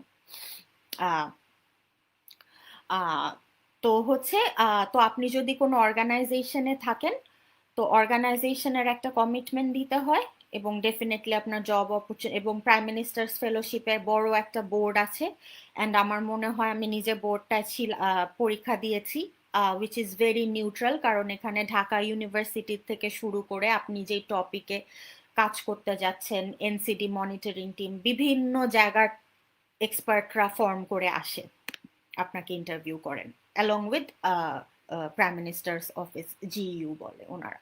So এবং ওইখানে প্রেজেন্টেশন দিতে হয় আপনি কি কাজ করছেন, এবং সুবিধা হচ্ছে যদি ভালো হচ্ছে যদি আপনি অলরেডি কোনো পিএইচডি অ্যাডমিশন আপনার হাতে থাকে। এর বাইরে আর কিছু স্কলারশিপ অপরচুনিটিস আছে যেগুলো অর্গানাইজেশন বেসড, যেমন ব্র্যাক, আইসিডি, ডিআরবি, এইসব জায়গায় আপনারা কাজ করলে, আরো হয়তো অনেক অর্গানাইজেশন আছে, ওনাদের ইউকে এইড, অসেইড, সুইস এইড, এইসব বিভিন্ন ধরনের ফান্ডিং আছে। কয়েক বছর, 5 বছর সম্ভবত চাকরি করলে আপনি এইসব ফান্ডিং এ অ্যাপ্লাই করে পিএইচডির জন্য দেশের বাইরে যেতে পারেন। ধরেন একটা ব্র্যাক প্রজেক্টের জন্য অসেইডের ফান্ড আছে, সো ওই প্রজেক্টটার জন্য যদি আপনার অস্ট্রেলিয়ায় যে কাজ করার দরকার পড়ে, অসেইডের ফান্ড নিয়ে আপনি যেতে পারেন। অনেকেই, আমার অনেক কলিগই গিয়েছেন। সো এটা আরেকটা স্কোপ। তারপরে হচ্ছে প্রতিটা ইউনিভার্সিটির, আপনাদের প্রতিটা ইউনিভার্সিটি আলাদা আলাদা রুলস থাকে স্কলারশিপসের। প্রতিটা ইউনিভার্সিটিরই আপনারা খুঁজে দেখবেন, ফর এক্সাম্পল সুইডেন যদি আমি বলি, সুইডেন গভর্নমেন্ট স্কলারশিপস আছে, আমার পরিচিত বেশ কয়েকজন বাংলাদেশি স্টুডেন্ট ওইটা পেয়েছেন। কেমব্রিজে যেমন আছে কেমব্রিজ ট্রাস্ট, যেটা ওপেন একটা প্ল্যাটফর্ম, আপনি স্কলারশিপের জন্য অ্যাপ্লাই করতে পারেন। কেমব্রিজ ট্রাস্ট, কেমব্রিজের মধ্যে কেমব্রিজ ইসলামিক স্টুডেন্ট ফান্ড আছে, তাদের জন্য আপনি অ্যাপ্লাই করতে পারেন। অক্সফোর্ডে এরকম বিভিন্ন ধরনের অপরচুনিটিস আছে। নটিংহ্যাম ইউনিভার্সিটিতে আছে হচ্ছে ভাইস চ্যান্সেলার্স ফান্ড। ইউসিএলএ আলাদা ফান্ড আছে সাউথ এশিয়ান দের জন্য। সো আপনার ইন্ডিভিজুয়াল ইউনিভার্সিটি ঘেটে দেখতে হবে যে, মানে এটা আমি এর জন্য বললাম যে সবাই কমনওয়েলথ অ্যান্ড শেভেনিং না, প্রত্যেকটা ইউনিভার্সিটির নিজস্ব ফান্ড আছে এবং এগুলো অনেক বেশি এগুলো অনেক বেশি কম্পিটিটিভ। বাট আপনার সিভি যদি স্ট্রং হয়, স্ট্রং কিভাবে করতে হয় আমি একটু বলেছি, you can we can be positive about it. আমার তারপরের টপিক হচ্ছে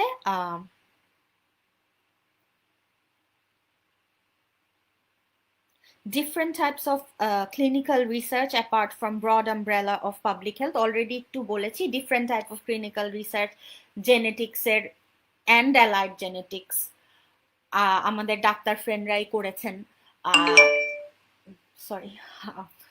sorry for the noise.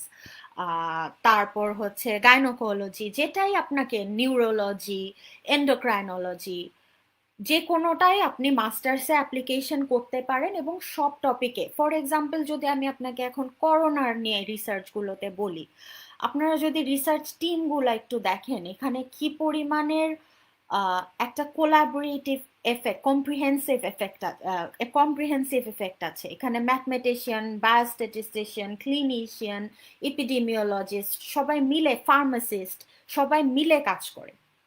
So এরকম অ্যালাইড অনেক টপিক আছে যেগুলোতে আপনারা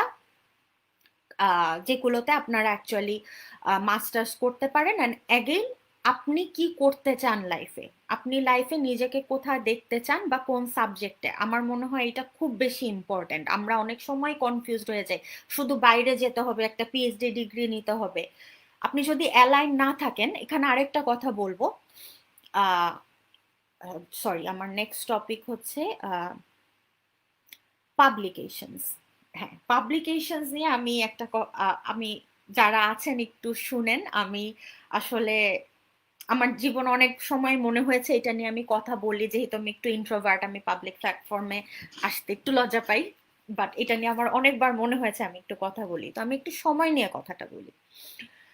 পাবলিকেশন নিয়ে আমাদের ইয়াং জেনারেশনের মধ্যে অনেক ভুল ধারণা আছে। আমাকে মাফ করে দেন আমার সিনিয়ররা যদি শুনে থাকেন এবং আমার সাথে অ্যাগ্রি না করেন, কারণ আমি যেহেতু বিদেশে অপরচুনিটিজ এর কথা বলছি, পাবলিকেশন একটা লেভেলে ম্যাটার করে। ইউকে তে বলছি,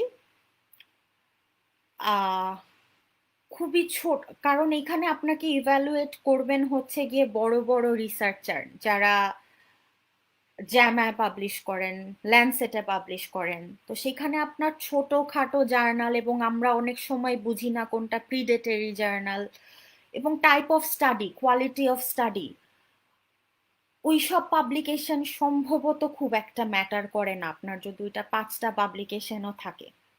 কারণ বলছি, কারণ এই ধরনের পাবলিকেশন হচ্ছে আমরা ইউজুয়ালি 5-6 জন মিলে করি, আমিও করেছি, আমার সব কলিগরা করেছে, সব কলিগরা করেছেন। আহ, কিন্তু আমি যেহেতু অনেক সুপারভাইজারদের সাথে এখন কাজ করেছি, খুব বেশি বিশ্বাস করেন ম্যাটার করে না আপনার কয়টা পাবলিকেশন আছে, অ্যান্ড স্পেসিফিক্যালি আপনার কাজটা কতখানি ভালো।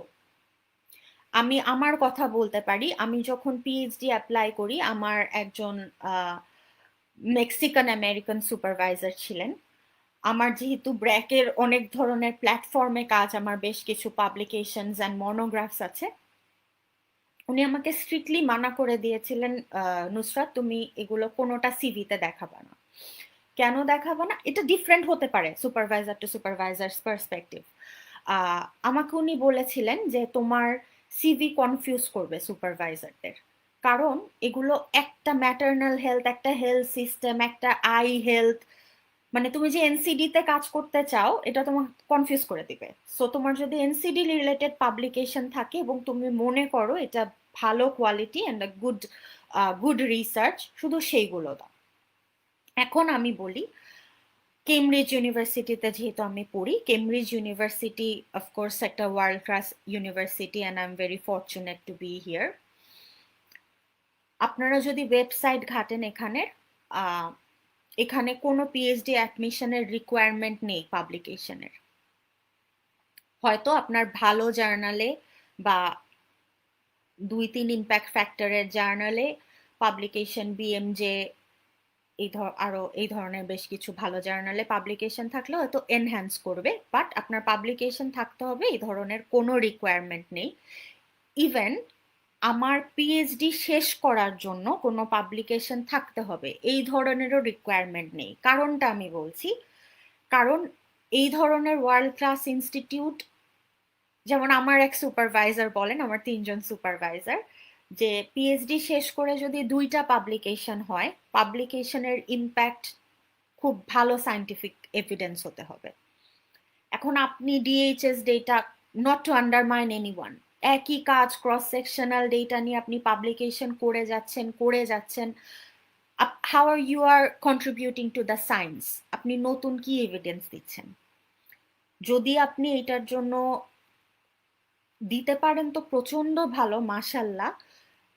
তার আগে অবশ্যই দেখে নিবেন পাবমেডে, যেহেতু আমরা অ্যাক্সেস পান, সিমিলার কি টাইপের রিসার্চ হয়েছে বা সেম টাইপের রিসার্চ হয়েছে নাকি।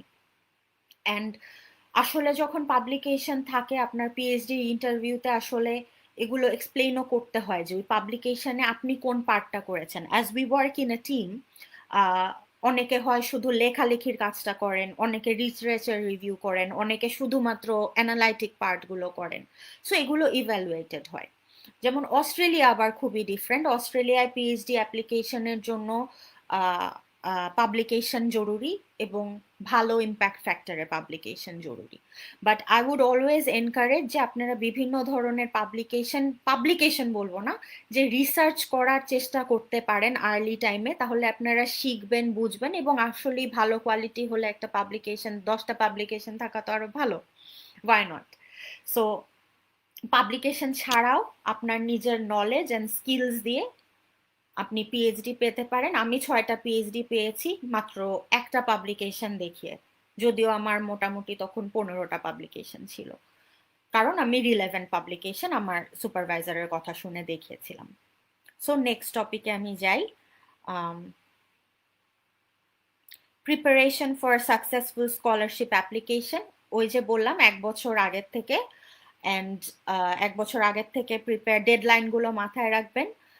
বেশিরভাগ ইউনিভার্সিটি নভেম্বর, ডিসেম্বর, জানুয়ারিতে ওপেনিং শুরু হয়। আর বাংলাদেশে কমনওয়েলথ শেভেনিং আরো আগে শুরু হয়, জুন জুলাইয়ের মনে হয়, আমার যতটুকু মনে পড়ে। রিসেন্ট ইয়ারে চেঞ্জ হয়েছে নাকি জানি না। তো এর জন্য আপনি আপনার আইএলটিএস, অনেক সময় হচ্ছে অলরেডি ইউনিভার্সিটি অ্যাডমিশন থাকলে সুবিধা। আরেকটা জিনিস আমি বলতে চাই, আমাকে জাজ করেন না ব্যাপারটায়, প্রচুর প্রচুর ইউনিভার্সিটি, ইভেন ভালো ইউনিভার্সিটিতেই আপনার যদি একটু ক্যালিবার ভালো হয়, আপনি কিন্তু অ্যাডমিশন অফার লেটার পেয়ে যাবেন। সমস্যাটা হচ্ছে ফান্ডিং। এখন আর একটা কোয়েশ্চেন দেখলাম, নিজের টাকায় ফান্ডিং করা। আমি কয়েকজনকে চিনি, হ্যাঁ, নিজের টাকায় মাস্টার্স করেন। ইউকেতে টিউশন ফিস সহ মোটামুটি 30 লাখ টাকা লাগে। কেউ যদি অ্যাফোর্ড করতে পারেন, এটা তার নিজস্ব ব্যাপার, আমি কমেন্ট করব না। হ্যাঁ, মোটামুটি 30 লাখ টাকায় ইউকেতে টিউশন ফিস ডিপেন্ডেন্ট মানে মোটামুটি একটা আপনি ভালো ইউনিভার্সিটিতে আপনি একটা মাস্টার্স করতে পারেন। Career after PhD and visa immigration opportunities after PhD from UK. So এই যে গুড নিউজটা নিয়ে অলরেডি আলাপ করে ফেলেছি, আমরা 2 বছর পোস্ট স্টাডি ওয়ার্ক ভিসা পাই। সো পিএইচডির সাথে সাথে যেটা এখানে সুবিধা, যেই অপশনগুলো আছে, আমরা এখানে বলি হচ্ছে টিচিং পজিশন পাওয়া একটু ডিফিকাল্ট হয়ে যায় আমাদের জন্য, because of the language barrier, because of experience, কারণ অনেকেরই টিচিং এক্সপিরিয়েন্স থাকে না। সো আমরা পিওর রিসার্চার হলে আমাদের রিসার্চের অপরচুনিটিস আছে, যেটাকে বলি আমরা পোস্টডক। একটু মজা একটা কমেন্ট দেখলাম, ভাইয়া পার্ক পড়েন ভাই, না ভাই এপিডেমিওলজিস্ট বা অনেক পাবলিক হেলথ ক্যারিয়ারের জন্য থার্ড ফোর্থ ইয়ারে কমিউনিটি মেডিসিনে যা পড়েছেন এগুলোর খুব একটা দরকার হয় না। I am really sorry, sorry. তো আচ্ছা, কোথায় ছিলাম? হ্যাঁ, সো পিএইচডির পরে পোস্টডক অপরচুনিটিস পাওয়া যায়। Postdoc opportunities are quite a lot. এবং এখন যেহেতু আপনাদের বললাম, একটা সময় ইভেন 1 বছর আগেও পোস্টডক পাওয়া ডিফিকাল্ট ছিল, কারণ হচ্ছে স্পন্সরশিপের ব্যাপার ছিল। এখন যেহেতু আপনি 2 বছর লিগালি ইউকেতে থাকতে পারবেন, তাহলে হচ্ছে আপনার ওইটার দরকার পড়ে না। এবং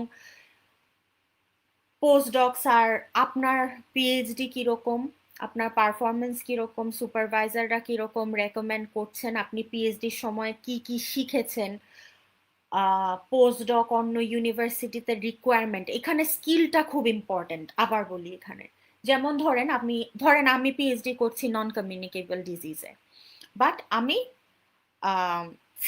আমি হাই গ্রেড সিস্টেম্যাটিক রিভিউ করতে জানি, আমি আর অ্যানালাইসিস জানি, আমি আরে ভালো গ্রাফিক্স প্রডিউস করতে পারি, আমি স্টেটায় ভালো ভালো মানে মোটামুটি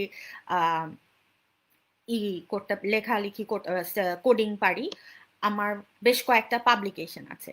সো আমার যদি এখন একটা পোস্টডক আসে টোটালি ডিফারেন্ট সাবজেক্টে, psychology or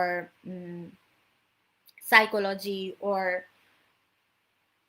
whatever subject, but যেটা রিকোয়ারমেন্ট হচ্ছে analytical skill and scientific writing skill, NCD হতে হবে না, তখন কিন্তু আমি ওটা অ্যাপ্লাই করতে পারবো। আপনি এনসিডি তে পিএইচডি করছেন দেখে আপনারা আমাদের স্যারদের দেখবেন, ওনারা ভাস্ট সব টাইপের রিসার্চ পারে, সব টপিকে পারে, কারণ এই স্কিলস গুলো ওনাদের ডেভেলপড। সো পোস্টডকের বড় অপরচুনিটিস আছে। আপনার কাজ ভালো হলে আপনি রিসার্চ মাস্টার্সের পরে রিসার্চ অ্যাসিস্ট্যান্টশিপ পেতে পারেন, পিএইচডির পরে রিসার্চ অ্যাসোসিয়েট হতে পারেন। অ্যান্ড ইউরোপের বিভিন্ন অপরচুনিটিস আছে, যেমন নেদারল্যান্ডসের একটা অফার আছে যে আপনি যদি ইউকে টপ গ্রেড ইউনিভার্সিটি থেকে মাস্টার্স বা পিএইচডি করে থাকেন, সেখানে আপনাদের অনেক জব অপরচুনিটিসের জন্য ডোরস ওপেন হয়ে যায় ইনসাইড ইউকেতেও। যে আবার বলছি, 2 বছরের স্পন্সরশিপের ঝামেলাটা যেহেতু নেই, পোস্টডক অপরচুনিটিস হোপফুলি অনেক বাড়বে। এখানে একটা কিন্তু আছে, ওয়ার্ল্ডের এই সিচুয়েশনে আমরা নিজেরাও কেউ জানি না, যে অনেকে জিজ্ঞেস করে গ্র্যান্ট আহ, একদমই ডিফিকাল্ট না স্নিগ্ধা আপু। আহ, কারণ বললাম হচ্ছে গিয়ে যে বলছি আমার কোনো মেন্টর ছিল না। আমার আমাকে কেউই কখনো ক্যারিয়ার পাথে ডাইরেক্ট করেনি। আমি চাইনি। তো আমি পারলে সবাই পারবে। আহ, তো জব অপরচুনিটিজ এইটা আছে। এবং আপনি ইউকে তে যদি 5 বছর টায়ার টু ভিসা বলি, আহ, যে বলা হয় পোস্ট ডক, রিসার্চ অ্যাসোসিয়েটশিপ, সব এগুলোর মধ্যে পড়ে। সো এগুলো যদি আপনার করা থাকে, 5 বছর আপনি থাকতে পারেন, you can apply for immigration and passport. এবং আমার জানা মতে মোটামুটি যদি এই 5 বছর আপনি এই ভিসায় পোস্ট ডক, রিসার্চ অ্যাসোসিয়েট এগুলোতে কাজ করেন। আরেকটা আছে অপরচুনিটিস হচ্ছে, আমরা বলি ইন্ডাস্ট্রি। ইন্ডাস্ট্রি মানে হচ্ছে, এখানে বলে ইন্ডাস্ট্রি, যেমন বিভিন্ন ফার্মাসিউটিক্যাল কোম্পানিজ, বিভিন্ন কনসালটেন্সি ফার্মস, এগুলোতে বিভিন্ন ক্লিনিক্যাল ট্রায়াল হয়, রিসার্চ প্রোগ্রাম ডেভেলপ হয়, ফান্ডিং বডিজ আছে, ডিফিড, এইসব বিভিন্ন অর্গানাইজেশনে আপনার স্কিলের উপর বেস করে হায়ার করা হয়। ফার্মাসিউটিক্যালসে তো বিভিন্ন ক্লিনিক্যাল ট্রায়াল, ড্রাগ ডেভেলপমেন্ট, এগুলোতে আমি অনেককেই শুনেছি। আমি যেহেতু এখনো পিএইচডি,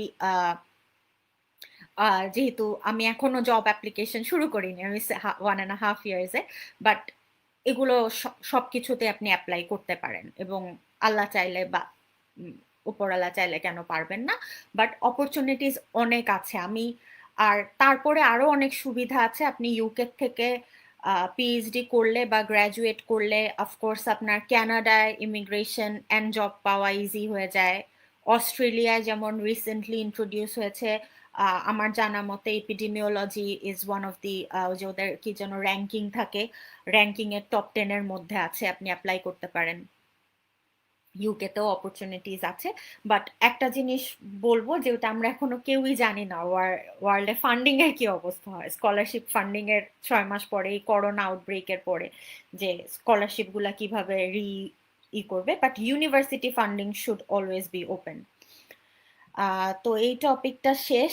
আর বেশি মনে হয় রিয়াদ আমাকে টপিক আর দেয়নি। আর একটু দেখি, রিসার্চ ওয়েবসাইট। রিসার্চ ওয়েবসাইট বলতে রিয়াদ, সরি, কি বলেছো আমি ঠিক বুঝতে পারছি না। রিসার্চ ওয়েবসাইট মানে যদি এটা হয় যে আপনি রিসার্চ পড়তে চান, শিখতে চান, অফকোর্স গুগল স্কলার্স, মালিহা আপু, আমি ফ্রেশ গ্রাজুয়েটদের নিয়েই বলছি অ্যাকচুয়ালি। বা আপনি আগে পরে ভিডিওটা দেখে নিন, ফ্রেশ গ্রাজুয়েটদের জন্য বলেছি। সো পাবমেড, গুগল স্কলার, এইসব ওয়েবসাইটে যে বিভিন্ন ধরনের রিসার্চ পড়তে পারেন, কাজ করতে পারেন। এবং আমি এই কাজটা অনেক করতাম। আমি অনেক ম্যানুস্ক্রিপ্ট, সরি, আর্টিকেলস পড়ে আমি একটা টাইমে বুঝতে পেরেছি যে আমি এনসিডিতে কাজ করতে চাই। এটা আমার নিজের ডিসিশন ছিল। জব অপরচুনিটি ইন ইউকে বলেছি। Lifestyle in UK at public health specialist. Lifestyle বলতে রিয়াদ কি বলছো বোঝাতে পারছি না। বাট লাইফস্টাইল মানে ওই যে বললাম 5 বছরের মধ্যে আপনি যদি 5 বছর এখানে প্রপার জব ভিসায় থাকেন, আপনি পাসপোর্ট পেতে পারেন। এবং স্যালারি বেশ ভালো। ইভেন রিসার্চ অ্যাসোসিয়েট হিসাবে আপনি আপনার ফুল ফ্যামিলি, মানে ফুল ফ্যামিলি যদি আমি বলি, হাজব্যান্ড ওয়াইফ 2 বাচ্চা, তাদের নিয়ে আপনি পিএইচডির সময় ফুল স্পন্সর ভালো একটা স্কলারশিপে প্রচুর মানুষ থাকে। অ্যান্ড আফটার পিএইচডি জবে তো অবশ্যই পারে। এবং এখানে আরেকটা সুবিধার ব্যাপার হচ্ছে, এখানে ইউসিএল এ ইন্টারভিউ নেয়নি। আমার সুপারভাইজার আমার সাথে কথা বলতেছে, আমি পরে আসছি অ্যান্সার গুলো, ভাইয়া সরি। তারপর হচ্ছে হ্যাঁ, পোস্ট স্টাডি, তারপর পোস্ট ডকের পরে আপনি ইমিগ্রেশন অপরচুনিটিস আছে। যেই রকম রেঞ্জ অফ স্যালারি আছে, আপনি আপনার ফ্যামিলি নিয়ে খুব ভালো মতো থাকতে পারবেন। Commonwealth, Chevening, prime minister scholarships, Cambridge star scholarship, বিভিন্ন যত স্কলারশিপ আমি জানি, এরা মোটামুটি, এখন আমরা তো লাক্সারি লাইফ লিড করতে পারবো না, বাট যথেষ্ট স্ট্যান্ডার্ড একটা লাইফ লিড করা যায়। এখানে সবচেয়ে সুবিধা হচ্ছে আপনি একবার হেলথ ইন্স্যুরেন্স পে করবেন, তারপরে আপনার উইচ ইজ এবং বেশিরভাগ সময় ফান্ডিং বডি ওই টাকাটা দিয়ে দেন। তারপর হেলথ কেয়ার ফ্রি, আপনার বাচ্চাদের স্কুলিং ফ্রি। সো লাইফস্টাইল আলহামদুলিল্লাহ বেশ ভালো। WHO and other organization job opportunity of course সেইগুলো আছে। আপনি INGO-তে যেমন ধরেন আপনি health policy, health care development, health system, even epidemiology ভালো একটা ইউনিভার্সিটি থেকে পাশ করলে কেন আপনি পাবেন না? আমার ফ্রেন্ডরা আছে বা ওরা এখানে কথা বলে, ওরা বিভিন্ন ক্যানাডার মিনিস্ট্রিতে হেলথ পলিসিতে কাজ করে। হ্যাঁ, বাট ইউকেতে এই ব্যাপারটা একটু ডিফিকাল্ট আপনি গভর্নমেন্ট জবের ক্ষেত্রে, কারণ ওই যে বললাম প্রায়োরিটি, এটা ইউকে গভর্নমেন্ট রুল যে প্রায়োরিটি হচ্ছে ইউকে স্টুডেন্ট, ইউকে সিটিজেনদের আগে। বাট যেমন আমার খুব ক্লোজ এক বড় আপা অলরেডি একটা রিসার্চ ইনস্টিটিউশনের ডিরেক্টর হয়ে গিয়েছেন। ওনার সুবিধা ছিল যে উনি ইউকে সিটিজেন, বাট ওইটা আপনি 5 বছরে পাসপোর্ট নিয়ে ইউ ক্যান ডু এনিথিং। আর ইউনিসেফ, WHO এইসব বিভিন্ন জায়গায় ডেফিনেটলি জব অপরচুনিটিস থাকে। ইউকেতে বলবো না, ওনারা তো গ্লোবালি অপারেট করে, যেমন ইভেন ব্র্যাক 17টা দেশে অপারেট করে। সো জব, এবং ইউকেতে আরেকটা সুবিধা হচ্ছে বিভিন্ন ক্যারিয়ার সার্ভিস আছে। সো আপনি যদি ক্যারিয়ার সার্ভিসে এনরোল করেন, জয়েন করেন, ওরা আপনাকে অনেক ধরনের গাইডেন্স দিবে। Presentation skill build up, self development, speaking in English.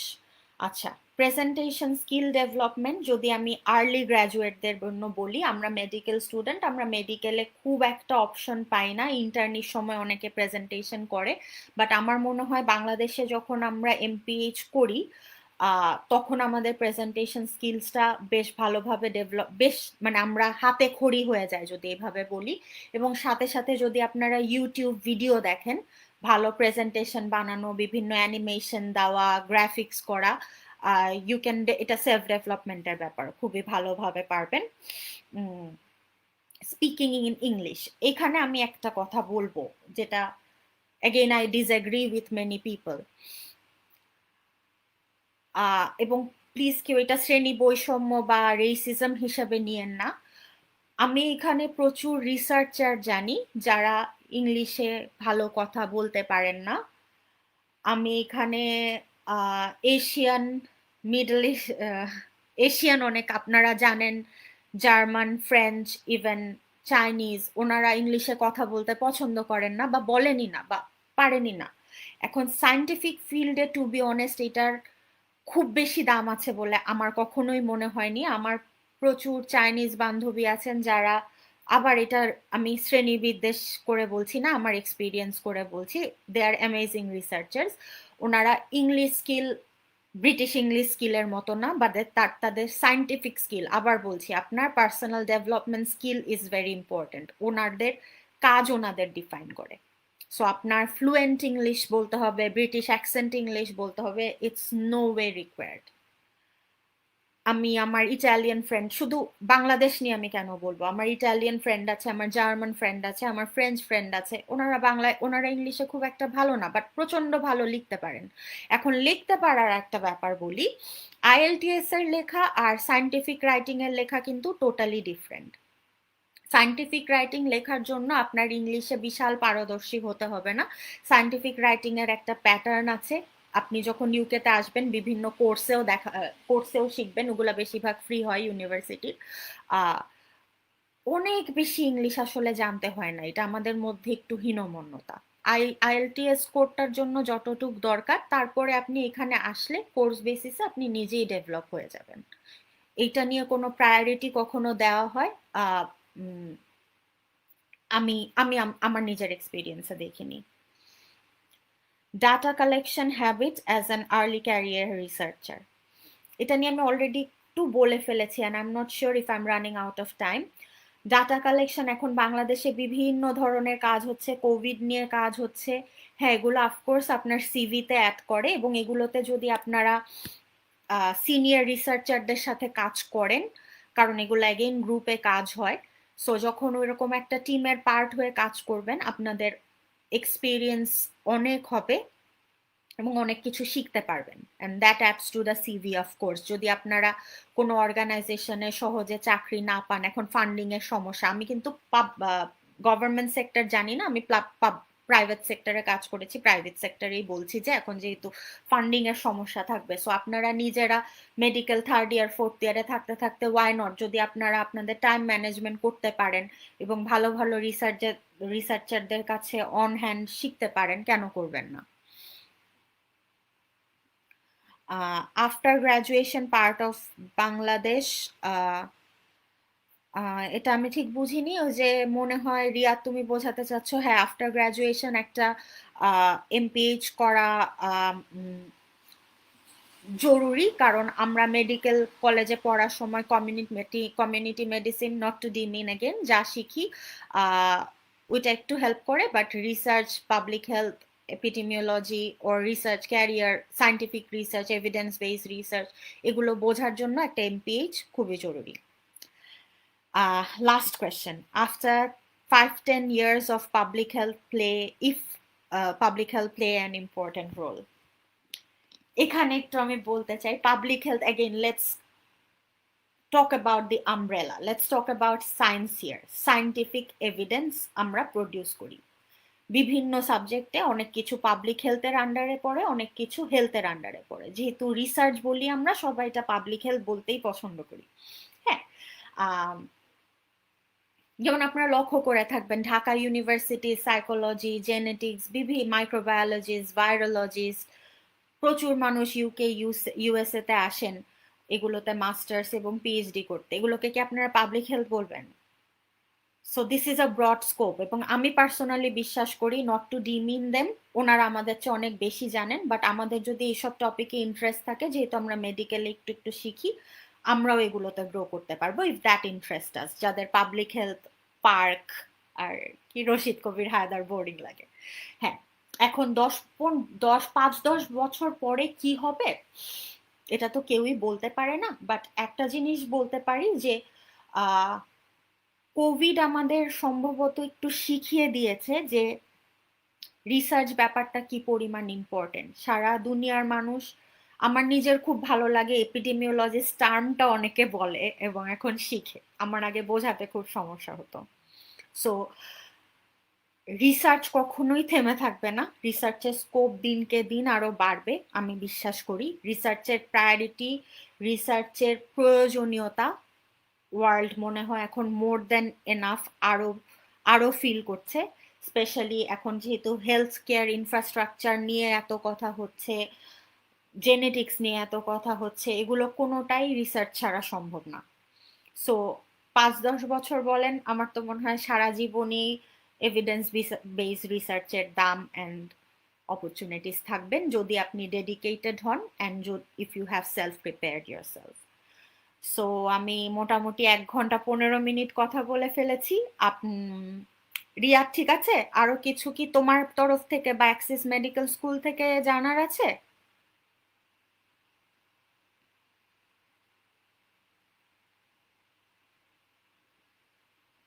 Riyad কি আছো সেশনে? আমি সরি, আমি আচ্ছা, তাহলে আমি এখন হচ্ছে গিয়ে সবার কমেন্ট গুলো নেই। ভয় পাওয়ার কিছু নাই ভাইয়া। যেহেতু আপনারা খুবই আই উড সে আপনারা অনেক বেশি লাকি, আমাদের সময় আসলে আমাকে গাইড করার কেউ ছিল না, অনেক কিছু জেনে জেনে করতে হচ্ছে। এখন সিনিয়র রিসার্চাররা, মিড ক্যারিয়ার রিসার্চাররা সোশ্যাল প্ল্যাটফর্মে এসে আপনাদের বোঝাচ্ছেন, জানাচ্ছেন, আপনাদের জন্য হোপফুলি অনেক হেল্পফুল। বাইরের ক্যারিয়ার চান্স কিভাবে এনশিওর করা যাবে আপু? এর জন্য দেশের এমপিএইচ এর কোর্সের ভ্যালু আছে কিনা?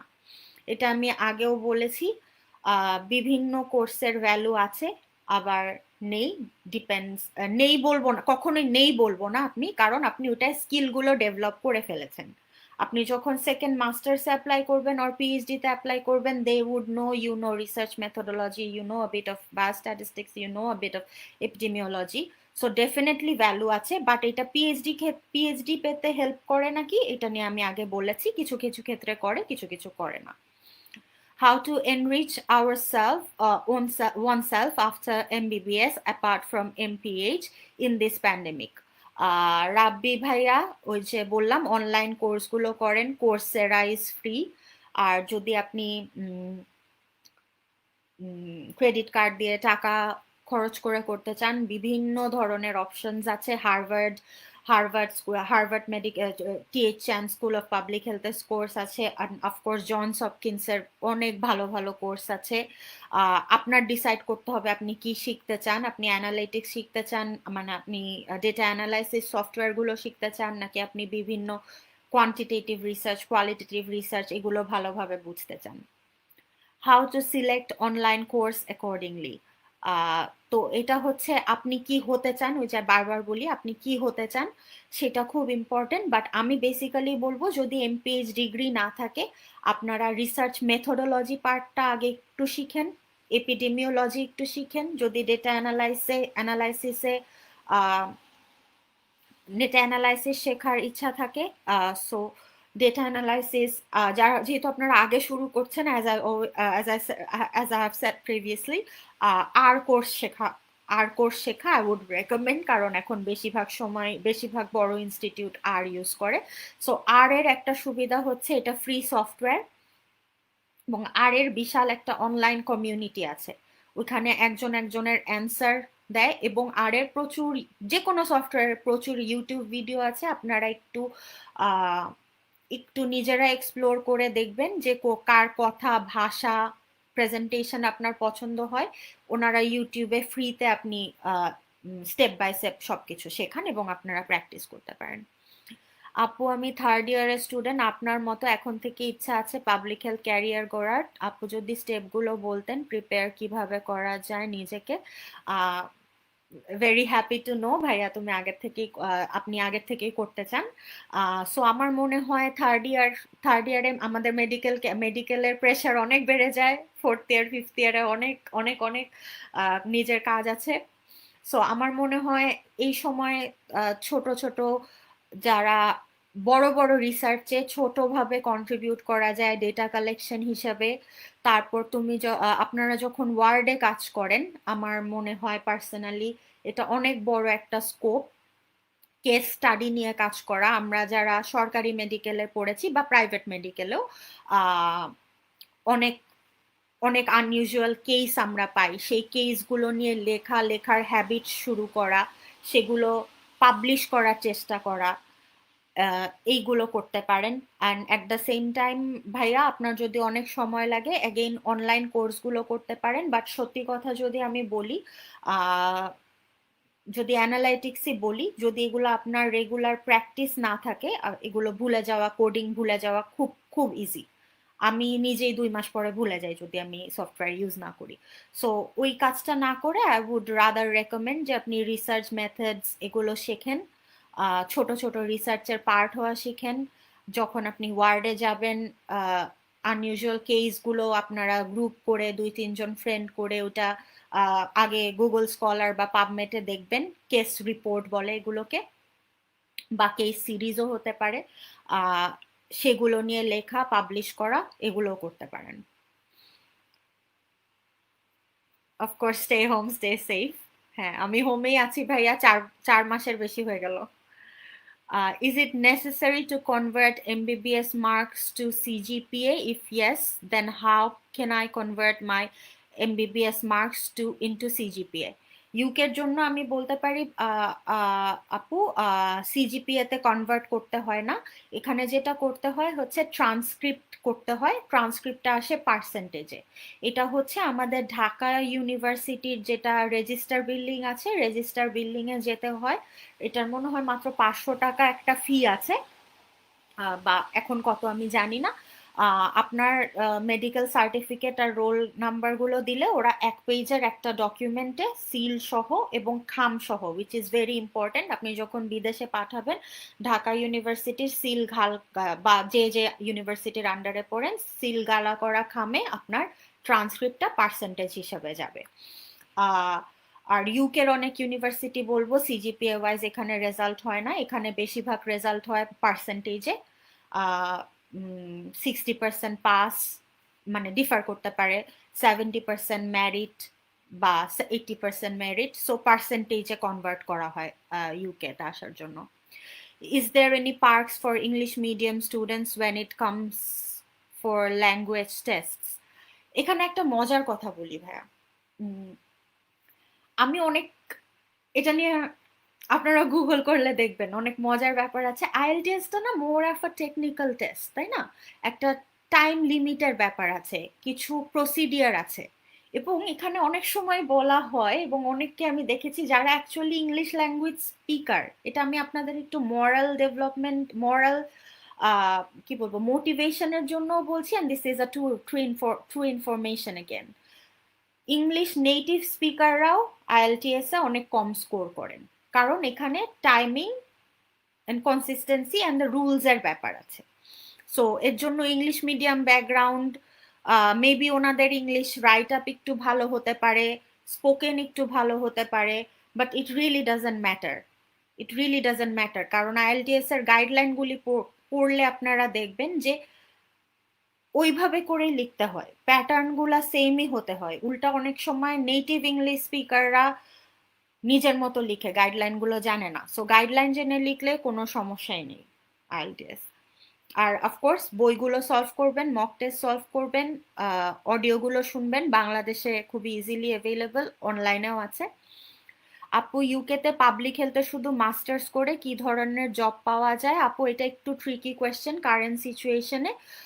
মাস্টার্স করে হচ্ছে, আমি রিসার্চ বেইজের জন্য বলছি, অনেক সময় অনেকে আমি দেখেছি ফ্রি ইন্টার্নশিপ পায়, আহ, অনেকে হচ্ছে রিসার্চ অ্যাসিস্ট্যান্টশিপ পায়, যেমন তাসদিক দ্বীপের কথা আমি বললাম, ও research assistantship which is a proper tier 2 and a well salaried job পায়, অপরচুনিটিস আছে অফকোর্স।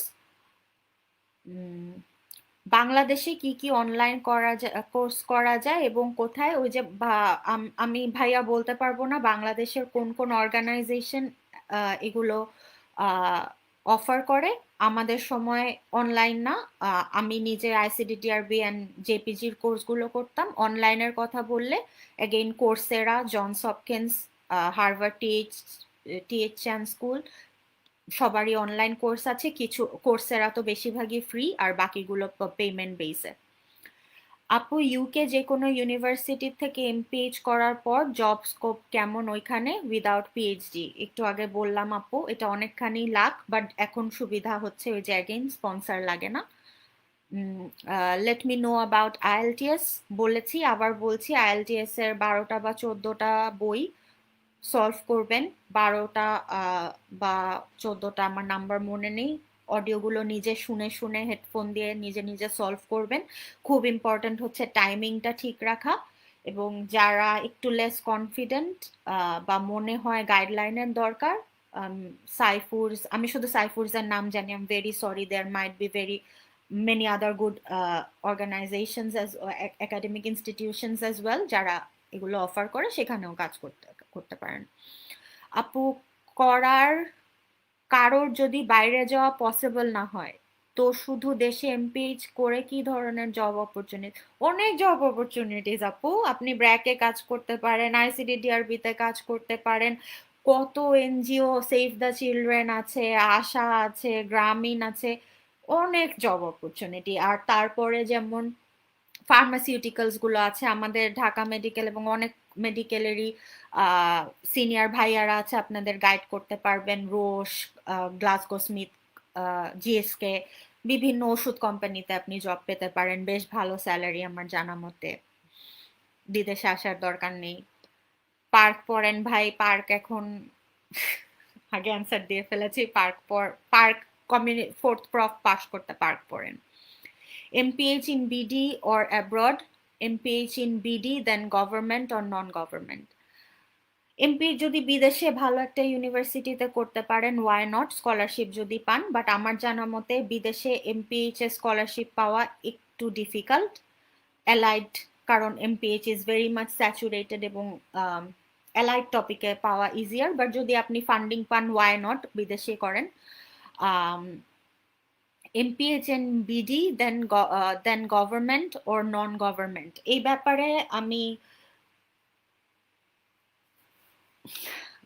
আমার পার্সোনাল ওপিনিয়ন বলবো, এটা অনেক কিছুর উপর ডিপেন্ড করে। যেমন গভর্নমেন্ট মানে তো আমরা এখন, আমি জানা মতে শুধু নিপসমই বুঝি, তো ওইখানে আপনার অনেক সময় দিতে হয়, অনেকের 1 বছর ক্যারিয়ার ব্রেক দিতে হয় if you are not government employee.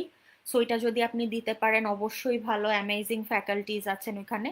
And non গভর্নমেন্টেরও সুবিধা বললাম, বিভিন্ন ইউনিভার্সিটিতে, যেমন আপনি north south AIB, south east, আরও যা যা ইউনিভার্সিটি আছে আপনি শুক্র শনিবার ক্লাস করতে পারেন।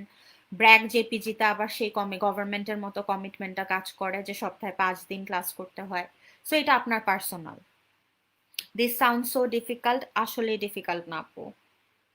অনলি এন্ডিভার কি মনে হয় গাইড, আমি জানি না। সাজেশনস ফর ফ্রেশ গ্রাজুয়েটস দিয়ে ফেলেছি মনে হয়। আপু ইউসিএল এ কি ইন্টারভিউ নিয়েছিল?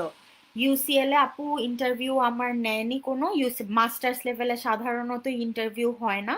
আমি ইউসিএল এ পড়ি কমনওয়েলথ স্কলারশিপে, সো কমনওয়েলথ স্কলারশিপের ডেফিনেটলি ইন্টারভিউ হয়েছিল। অ্যান্ড ইউসিএল এ আমি, এটা আমার অ্যাডমিশনের পরে এমনি আমার সুপারভাইজার আমার সাথে কথা বলতে চেয়েছিলেন, কারণ for a project development in Bangladesh, but না, ইউসিএল এ ইন্টারভিউ হয় না। আপু এমবিবিএস ইউকেতে এমপিএইচ করতে রেজাল্ট সিজিপিএ কেমন?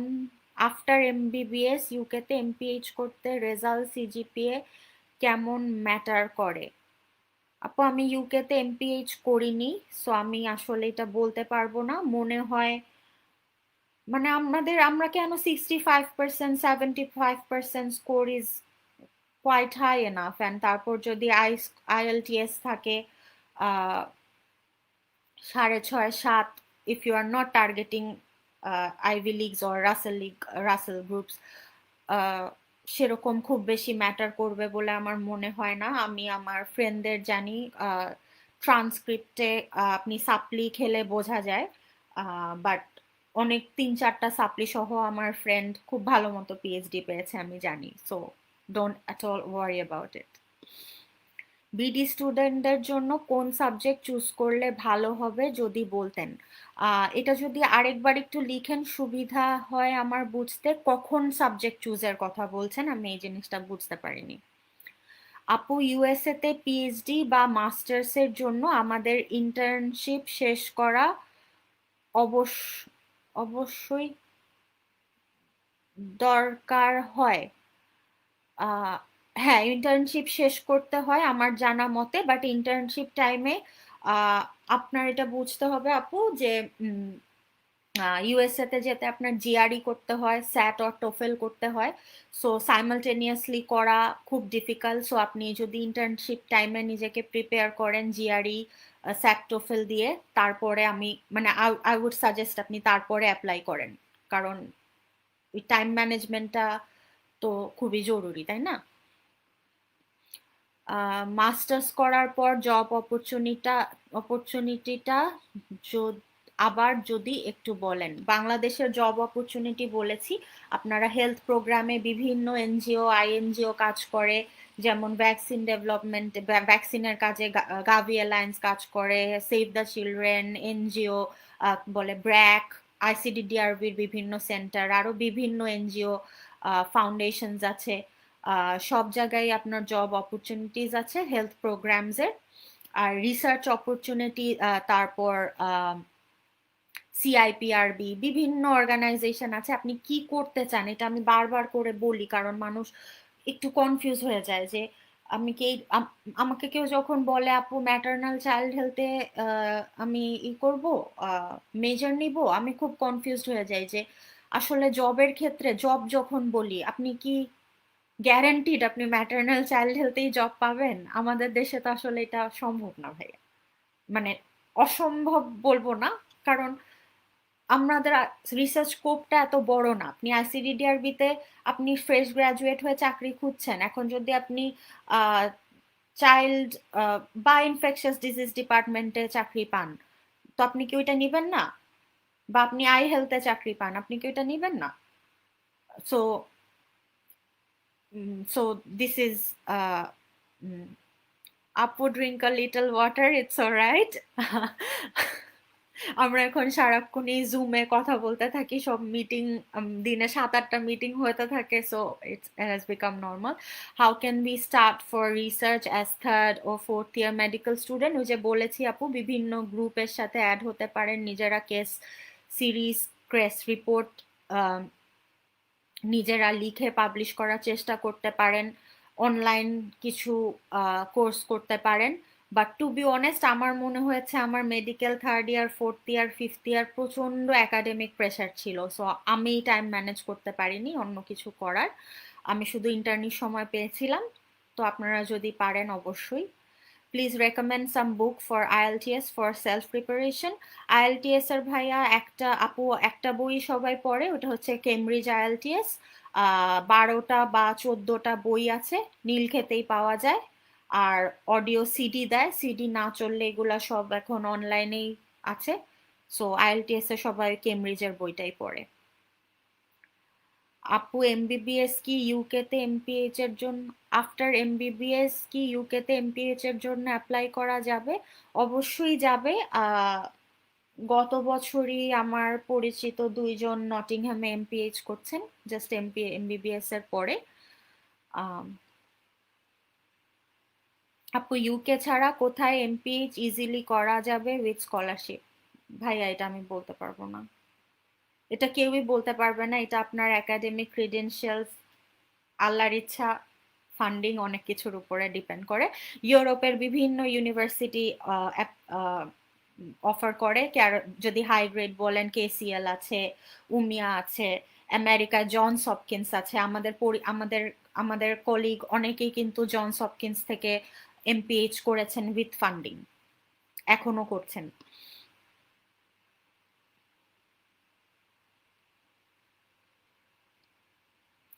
ইউকেতে এমএসসি করলে জব অপরচুনিটি কেমন, বা পরে কি এম আর আর পরে কি এমপিএইচ করা যাবে?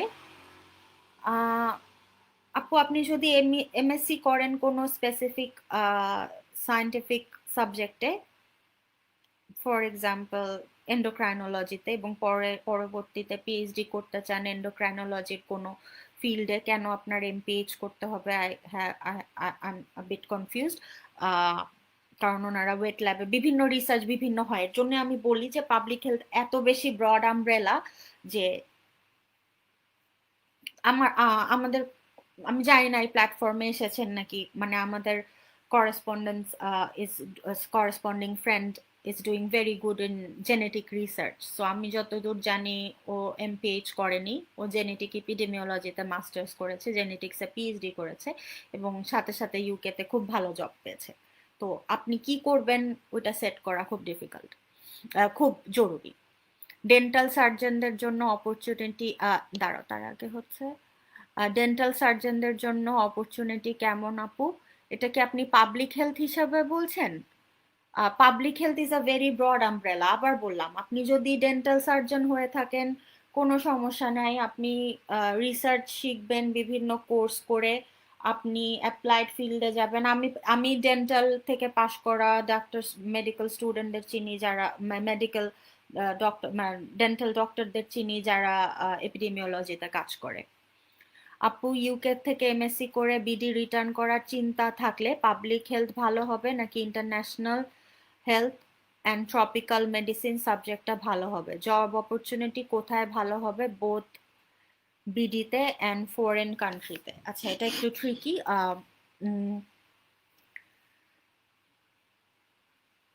পাবলিক হেলথ আর ইন্টারন্যাশনাল হেলথ এইগুলো নিয়ে একটু কনফিউশন আছে, আপনি কোর্সগুলো দেখে নেবেন। অনেক ইউনিভার্সিটি পাবলিক হেলথ এমপিএইচ বলে, অনেক ইউনিভার্সিটি ইন্টারন্যাশনাল হেলথ বলে, অনেক ইউনিভার্সিটি গ্লোবাল হেলথ বলে। ইট মেইনলি ডিপেন্ডস হচ্ছে কোর্সে আপনার কি কি মডিউলগুলো আছে, কোন মডিউলগুলো আপনি অ্যাকচুয়ালি শিখতে চান বা পড়তে চান, সেটা ইম্পর্টেন্ট। অবশ্যই দেশে ফিরে জব অপরচুনিটিস গুলো বললাম। ফরেন কান্ট্রিতে জব অপরচুনিটিস আপনার ইউকে থেকে মাস্টার্স করলে আমার জানা মতে যেমন নেদারল্যান্ডসে বেশ ভালো অপরচুনিটি ওরা এখন অফার করছে। আমেরিকায় আপনি যদি মাস্টার্স করেন পিএইচডি অপরচুনিটিস থাকে, পোস্ট ডক অপরচুনিটিস থাকে। আপু ইউকের জন্য এমপিএইচ রিকোয়ারমেন্ট গুলো প্লিজ আবার বলবেন। ইউকের এমপিএইচ বলবো না, ইউকের যে কোনো মাস্টার্স কোর্সের রিকোয়ারমেন্ট হচ্ছে আপু ভাইয়া আপনার অফকোর্স গ্রাজুয়েশন সার্টিফিকেট, যেটা গ্রাজুয়েশন ট্রান্সক্রিপ্টে কনভার্ট করা, যেটা রেজিস্টার অফিস করে দিবে, 2-3 দিন সময় লাগে। ট্রান্সক্রিপ্ট আপনার IELTS স্কোর, তারপর হচ্ছে 3টা রেফারেন্স সাধারণত, আর এসওপি। এসওপি হচ্ছে স্টেটমেন্ট অফ পারপাস, আপনি কেন করতে চান। এই তো এই 4টা জিনিস, এগুলো অ্যান্ড ইউনিভার্সিটিতে আরো দেখবেন আপনাদের সাধারণত বেসিক্যালি 4টাই লাগে, আরো কোনো ইউনিভার্সিটির অ্যাডিশনাল কোনো ধরনের রিকোয়ারমেন্ট থাকলে দেখে নিতে পারেন। এগুলো থাকলে, এবং এগুলোর সব অরিজিনাল কপিজ লাগে। বেশিরভাগ সময় এগুলি অনলাইনে আপলোড করলেই হয়ে যায়। এই তো রিকোয়ারমেন্টস। তারপর আপনি অ্যাডমিশন অফার করবেন, অ্যাডমিশনের জন্য অ্যাপ্লাই করবেন, এবং অ্যাডমিশনের যতই যে ইউনিভার্সিটিতেই অ্যাপ্লাই করেন, সো কমনওয়েলথ, শেভেনিং, ইউকে, ডসেইড, এগুলো যেমন ইন্ডিপেন্ডেন্ট বডি, প্রত্যেক ইউনিভার্সিটির একটা নিজস্ব স্কলারশিপ ফান্ড থাকে। সো আপনি অ্যাপ্লাই করার সাথে সাথে ইউনিভার্সিটি ওয়েবসাইটে আপনাকে দেখাবে যে ইউনিভার্সিটির ইন্টারনাল কি কি ফান্ডিং আছে। সো ওই ইন্টারনাল ফান্ডিং গুলো, এটা এক একটা ডিপেন্ড করে এক এক রকম। ইন্টারনাল ফান্ডিং গুলো দেখবেন যে আপনি এলিজেবল ক্রাইটেরিয়ায় পড়েন নাকি, কারণ এগুলো অনেক বেশি সেগ্রিগেটেড ইন আ সেন্স যে সাউথ এশিয়ানদের জন্য থাকে, মাইনরিটি পপুলেশনের জন্য থাকে, স্কটিশ পপুলেশনের জন্য থাকে, ইউরোপিয়ানদের জন্য থাকে, বিভিন্ন ধরনের ক্রাইটেরিয়া থাকে। সো আপনি যে ক্রাইটেরিয়ায় পড়েন ওইটা ডেফিনেটলি অ্যাপ্লাই করবেন। এই তো। সো আমার মনে হয় আমি সব কোয়েশ্চেনের অ্যান্সার দিয়ে ফেলেছি, অ্যান্ড টাইমও হয়ে গেছে। কিছু কি বাকি আছে? না। সো আমি আর 1 মিনিট যা সময় রাখছি, যদি আর কোনো কোয়েশ্চেন থাকে লিখতে পারেন, তারপরে আমি অফলাইন হব। আর আরেকটা জিনিস আছে, রিয়াদের সাথে আমার আলাপ হয়েছে, যেহেতু এটা খুবই ব্রড স্কোপে কথা বলছি, আপনাদের যদি স্পেসিফিক কিছু জানার থাকে, যেটা কারণ এত অল্প সময়ে এত ব্রড জিনিস অফকোর্স কভার করা ইজ ভেরি ডিফিকাল্ট। সো আপনাদের যদি স্পেসিফিক কোনো টপিকসে জানার ইচ্ছা থাকে, epidemiology, NCD, publication opportunities, data analysis, so এসব নিয়ে যদি আপনাদের স্পেসিফিক জানা থাকে, আপনারা রিয়াদ বা অ্যাক্সিস মেডিকেল স্কুলকে জানাতে পারেন। ওগুলো আমরা ব্রডলি চাইলে আমি বা আমাদের কলিগরা ডিসকাস করবে। আপু, NIPSOM or BRAC, NSU, ARB কোনটার থেকে এমপিএইচ করলে ভ্যালু বেশি, or job opportunity in BD or abroad? আবার নট ডিমিনিং এনিওয়ান, আমি সব কয়টাকেই সিমিলার প্ল্যাটফর্মে ফেলবো, এটা আপনার রেজাল্টের উপর ডিপেন্ড করবে। অ্যান্ড আবার ওইখানে বলছি, আপনার সুপারভাইজার কে থিসিসের, তার সাথে আপনার সম্পর্ক কিরকম, রেফারেন্সের জন্য কতখানি হেল্পফুল, সেটা আপনি যে জায়গার থেকেই করেন আপনার সিজিপিএই ম্যাটার করবে। এবং যেহেতু রেফারেন্সটা লাগে, আপনার থিসিস সুপারভাইজারের সাথে ওই কমিটমেন্টটা লাগে। এবং থিসিসটা ভালো করে করলে তো অবশ্যই আপনি রিসার্চ ভালো শিখবেন। You are very much welcome. Research ওয়েবসাইটের নামটা আবার যদি বলতেন আপু। রিসার্চ ওয়েবসাইট বলতে আসলে আপনারা কি বোঝাচ্ছেন আমি বুঝতে পারছি না। রিসার্চ টপিক মানে যদি আপনি আর্টিকেল খুঁজতে চান একটা টপিকে, ফর এক্সাম্পল কোভিড-19, আপনি যদি পাবমেড, আমি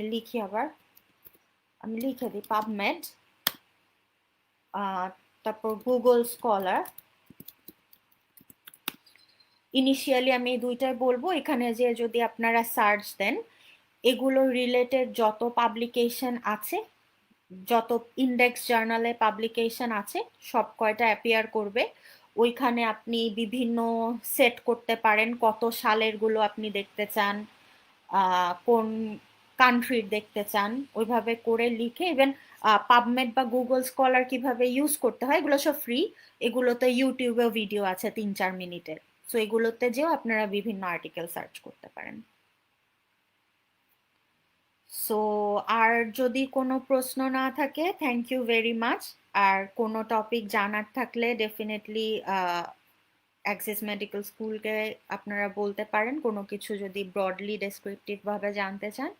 And thank you so much for listening, and thank you so much to the school for inviting me for this. Thank you so much.